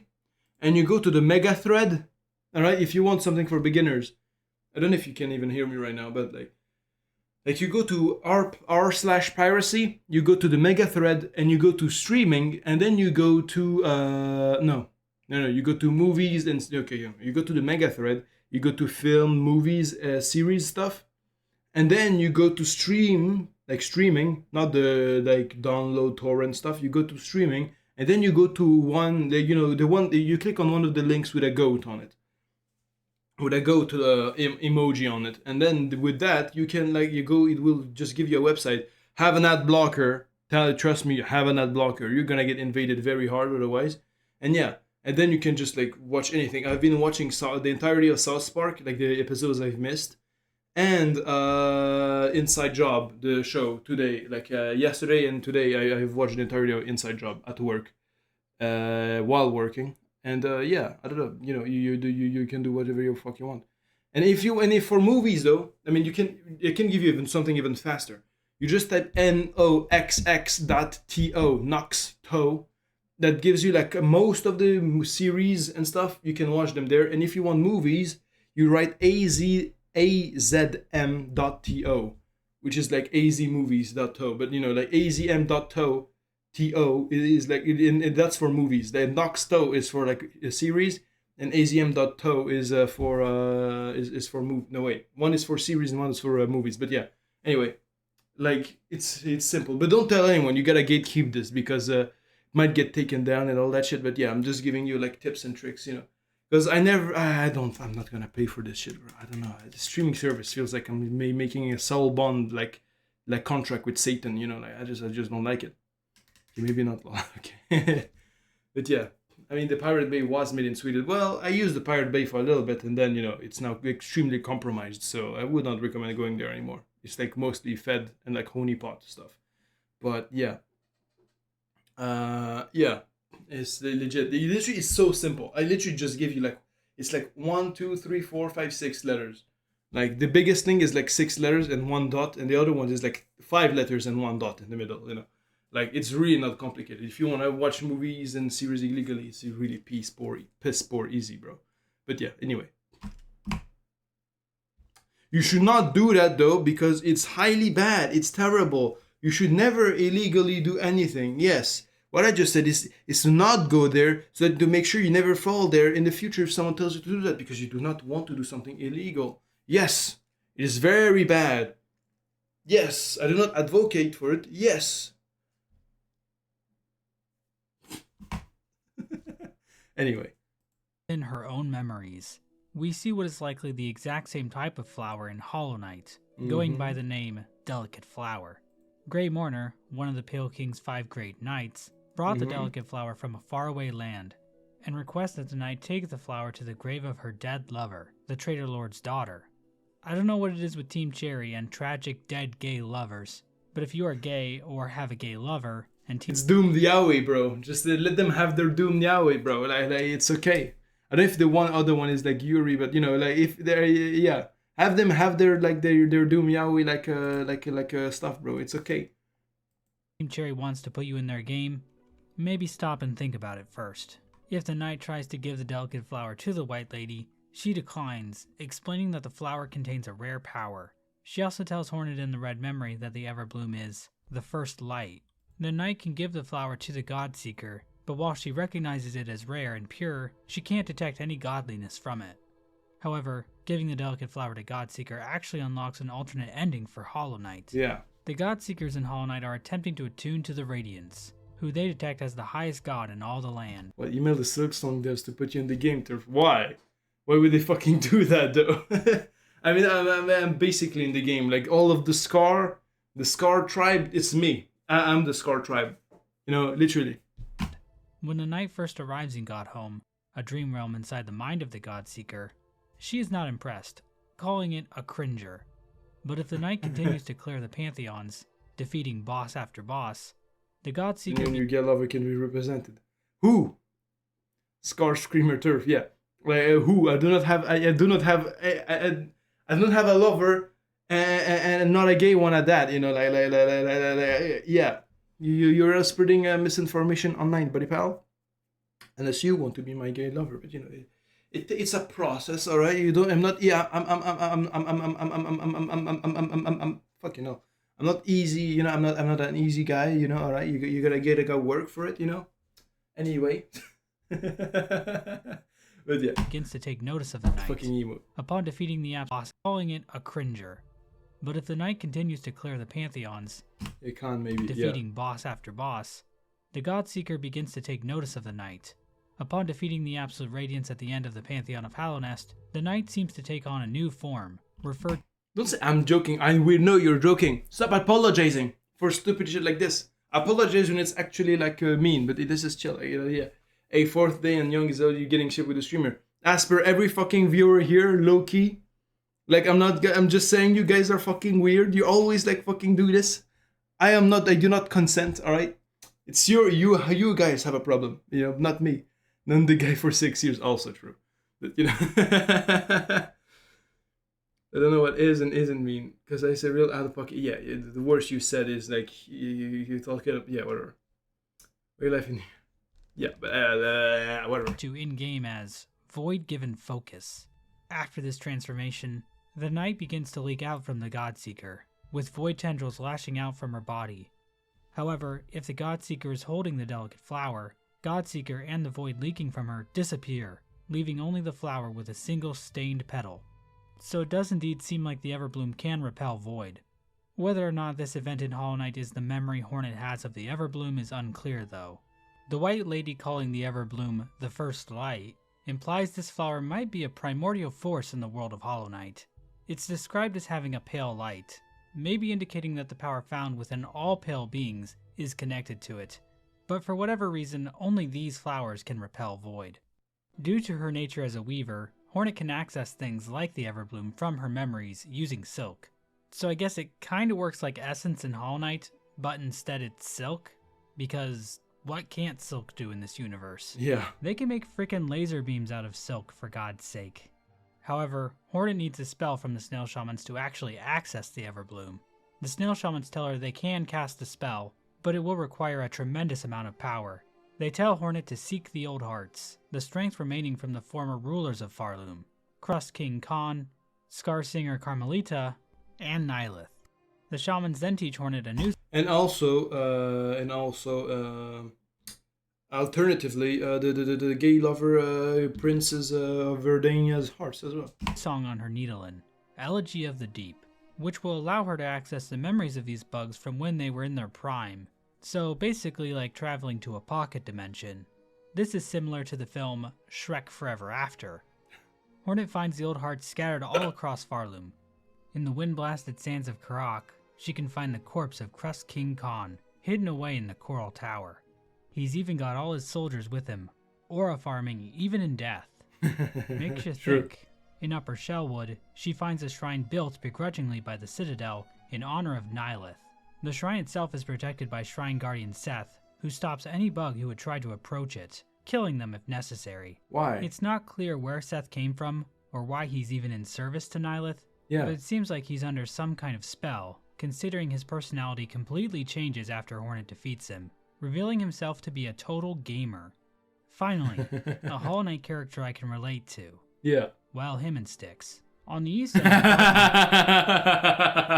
I know what you are. I know what you are. I know what kind of man you are, Mr. Mossbag. Buddy pal. Okay, bro. Okay, bro. I was like, no, it's like just one of a monster of a. I mean, I don't even remember Nihilith. I played Black Mesa, but I don't remember Nihilith. But yeah. He's like fucking slave guy, bro. Okay. fields, Hornet can find the withered frame of Scar Singer Carmelita, who's gotten a little bit bigger since she was young. I've heard this is what protein powder does to you. Playing her newly learned The big baby at the end of the game. His name is Nihilith. I don't even remember. He was like the boss fight was like epic, but also very like jarring because it was like no music at all. It was like super weird. It was super epic but super weird at the same time. I played it on stream by the way, but yeah. Let's go. songs young. I've heard this is what protein powder does to you. Playing her newly learned song will allow Hornet to battle Khan, Nihilith, and Carmelita in their prime and claim their hearts for the Snail Shaman's ritual. Hornet can also, completely unprompted mind you, track down the Green Prince on the border of Verdania and murder him while he mourns the loss of his lover. Hornet will then call him Vane in her murder journal. What the fuck, Hornet? Yeah, what? This means Hornet can actually acquire 4 old hearts. Whichever one she doesn't give to the Snail Shamans will get put on a shelf in her bell home. What is her problem? Yeah. Upon bringing the old hearts to the Weirdo. Snail Shamans, the trio cast their spell, sending Hornet into the Red Memory, a dream space flashing back to moments of her past. We see the Weavers influencing Hornet from a young age, encouraging her to embrace her Weaver heritage. We then see Hera telling Hornet to forge her own path in life, and that she is not bound to follow the desires of her Weaver kin. Good mom. We then see Hornet training with Hive Queen Vespa, the ruler of the Hive, a location hidden away in the far reaches of Hallownest. I remember this. The idea that Hornet was trained by Vespa was mentioned by Ari Gibson all the way back in 2017, but he implied the relationship might not have applied anymore. But 8 years later, Team Cherry has finally confirmed it. Now, you might think that this interaction finally explains why Hornet's name is Hornet, but the game technically doesn't indicate that anywhere in Vespa's dialogue. For all we know, Hera just named her that. At the end of the Red Memory, Hornet confronts the White Lady, who defends her actions regarding the creation of the vessels. In case you forgot this who defends her actions regarding the creation of the vessels. Fuck. In case you forgot this minor plot Make sure that they're fully completed before getting it. It's yeah. point from Hollow Knight, the Pale King and the White Lady created the vessels by dropping their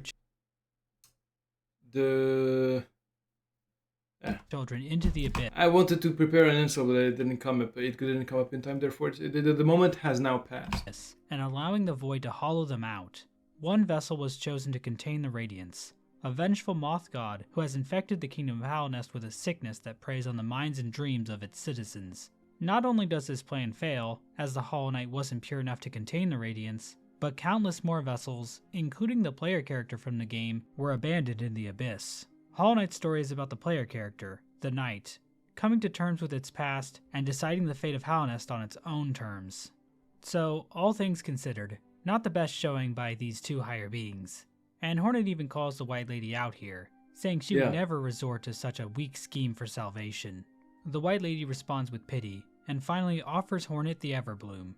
I think this sequence serves as Hornet rejecting the excuses of her divine kin. It seems Hornet views their actions as coming from a position of weakness, while Hornet has come to find the strength to craft the world exactly as she dreams it.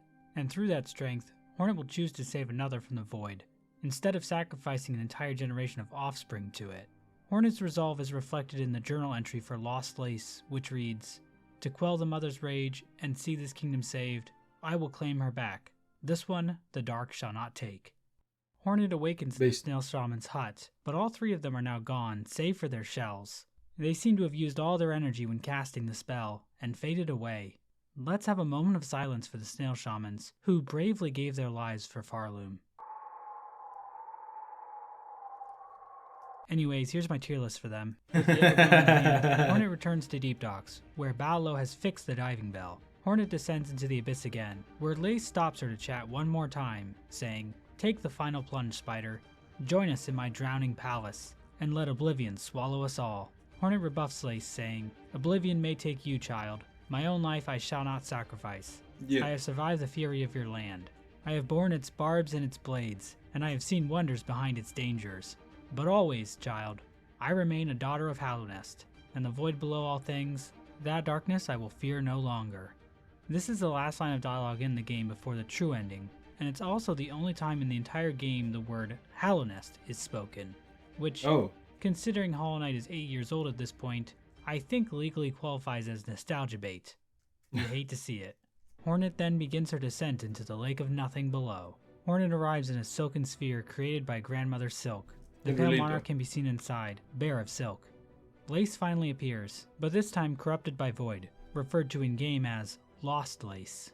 Hornet proceeds to beat the crap out of her, slowly freeing her body from the corrupting Void. Once Lace is finally cleansed by Hornet's blade, Hornet asks Grandmother Silk to give her enough silk so that she can escape the Sea of Void and return Lace to safety. However, as Hornet and Lace rocket through the Void, the petals of the Everbloom disintegrate. Then my boy Louis pulls Void up. tendrils take this opportunity to strike, but are stopped by none other than the Knight, who has arrived in Farloom with the rest of the Shades. We even briefly see the Knight's focused form, indicating that the Knight has likely been elevated in power by the ritual of Godhome in this timeline. We never really got a sense of the Knight's desires in the events of Hollow Knight, but I feel the Dream No More ending was about the Knight and its siblings destroying the Radiance, not because they wanted to save Hallownest or anything, but because they wanted to free the Hollow Knight from its suffering. Because fuck the Radiance. Black Egg, separated from its siblings. The Knight also choosing to help Hornet, another one of its siblings, implies that the Knight really does care for her, and it's not like Hornet also didn't help the Knight as well. Knowing that truth, you still attempt a role in Hallownest perpetuation, seek the grave in ash in the mark, it would grant to one like you. Guiding it towards the King's brand so it could learn the truth of its conception.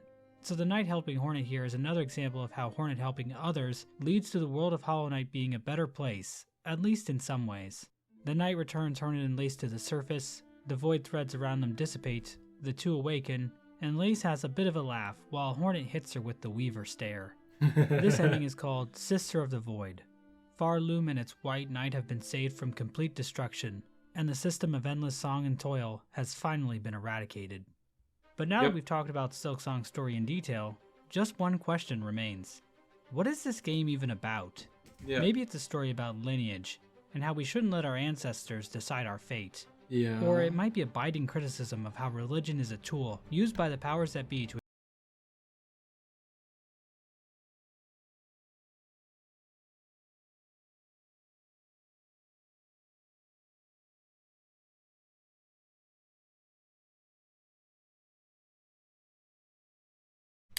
Okay. extract My bad. Maybe it's a story about lineage, and how we shouldn't let our ancestors decide our fate. Or it might be a biting criticism of how religion is a tool used by the powers that be to extract labor from the unwitting proletariat. I wouldn't say it like that. I think they use the concept of a religion. Like, it's not like that in a real world anyway. Like, what the religion tells you to go fucking, like, slave away at your 9 to 5 job. None. Like, Christianity doesn't say it. Like, Buddhism doesn't say it. Islam doesn't say it. Fucking Judaism doesn't say it. Which religion, except for, like, the worship of the machine. Yeah, the worship of the machine does, like, tell you to, like, slave away at your job. Not even Scientology. Scientology is like, yeah, it's not that either. Like, none of them, like, tells you to slave away at your job. I think it was more so like just a catalyst in the game to, like, atheism. Well, kind of, because in the end, like, atheism, even if you choose to believe in nothing, you're still intrinsically as a creature with conscience. You have a, at least I believe, to, like, every living being has a how you say it, has a need to worship, like, has a need to, like, worship a higher power. No matter what you are, no matter when, no matter anything, we always have this need, like, this primal need to worship something. Like just as you need to, like, eat, sleep, and fuck, like, it's part of, like, the human experience. So, like, if, like, they like, even back then, like, they used to worship idols because they didn't have, like, religion or something. Like, they made their own, like, things to worship, to feel like they're part of something greater. And here, like, this part of something greater is, like, this the song and all that shit, like, whatever religion they have, this sect in the game.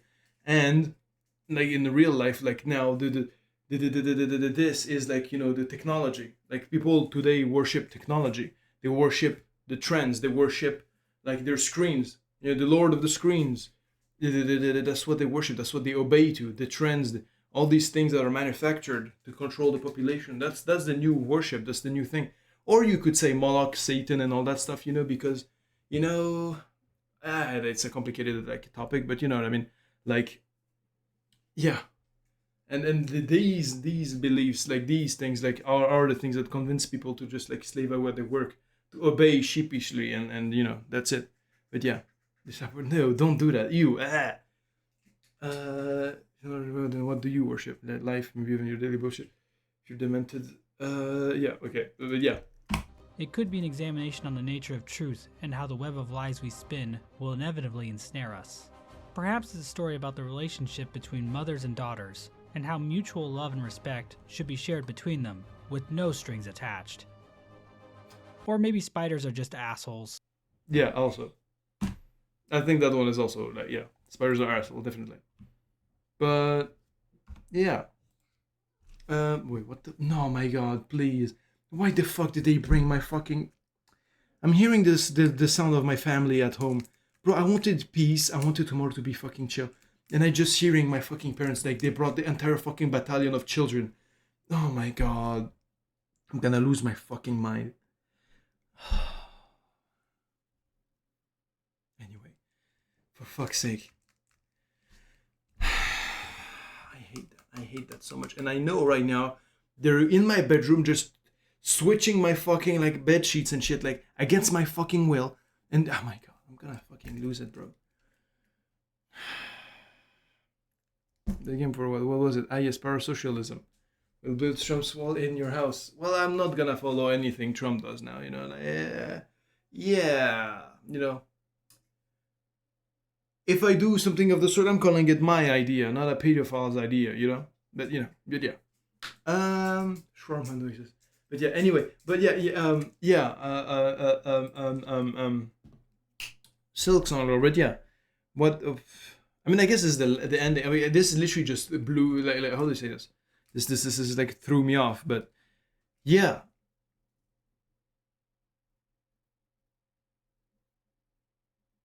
Yeah, I don't know, but yeah, I guess I know the lore now. But he didn't talk about Mr. Mushroom though, which is a very important part, I think. You know, like Mr. Mushroom and like to be continued and all that stuff. Like, what does that mean, really? But other than that, I don't know. It's. I guess that's it for SILKSONG. That's it for the Hollow Knight franchise until Sea of Sorrow comes out, and we'll play it, obviously. But till then, yeah. And I don't know. I like the fact that now it's more makes more sense in general, like this whole, like, you know, the metaphors, the parallels, and the, you know, the lessons imbued within the game, you know what I mean? And yeah, wait, what the fuck are you guys saying? Perfect timing again. Boy, shawarma noises, there's a name for that. What was it? Yes, partially. No, it's yeah. Yeah, big fella, I'm saying a bunch of comedic bullshit. Yeah, I know, I was joking too. Harold was discussed in the Hollow Knight lore vid either. Wasn't, yeah. He's just that fucking useless. Lol. Yeah. Or maybe he is useful and just the guy just like when the, like, you know, he didn't actually talk about the baby because he doesn't know how big. That's, I'm you know, I'm saying something, I'm gonna predict something. Mr. Harold, like the mushroom guy, he's gonna be the main villain in the next game. You know, there's the next curse is going to be a mushroom curse, you know, spores and all that stuff. Think about it. Think of how insane it would be, bro. Everything is just spored, like you know, in Look Outside, how there's like the spore hallucination like thing. Everyone would be under like a mass hallucination, and you'll be like a bug with a gas mask or some shit, bro. This is the whole purpose. Is to just witness everything cool. Yeah, well, you see how his eyes were like fucked up, like he got ejected, like in his jetpack or whatnot, you know, and the end, and like he was, he looked like he was tweaking out. I think maybe he was turbo tweaking out, and he's gonna turn evil because of that. Are that way in Hollow Knight too? Well, maybe it's a process, and maybe this was the last straw on the camel's back. You know what I mean? Anywho, it's the same thing. Yeah, I get it. But yeah, I don't know. I appreciate the fact that it made me rant about politics a little. A little is an euphemism. I ranted a lot. I think I have like an hour's worth of like political ranting in this video and this recording. But yeah, I'm gonna leave it at that. I'm gonna rate someone. Let's rate someone. But yeah, YouTube, bye. Thanks for watching, and you know, take care. Hype, like, subscribe, and all that bullshit. And see you on the tomorrow on Look Outside. Tomorrow we're finishing the game. Tomorrow we're finishing completely the game. Like it's gonna be like we're gonna do the final bosses and stuff. Like, yeah, we're gonna be done. It's gonna be the final episode, I believe. But yeah, it's gonna be the final episode. It's gonna be sick. Only boss did final bosses and shit. But yeah, and then after that we're gonna start Outer Wilds. Yeah, I completely forgot about that. But yeah, thanks for tuning in, and I'll see you on the next one. Bye. Thanks for tolerating this video.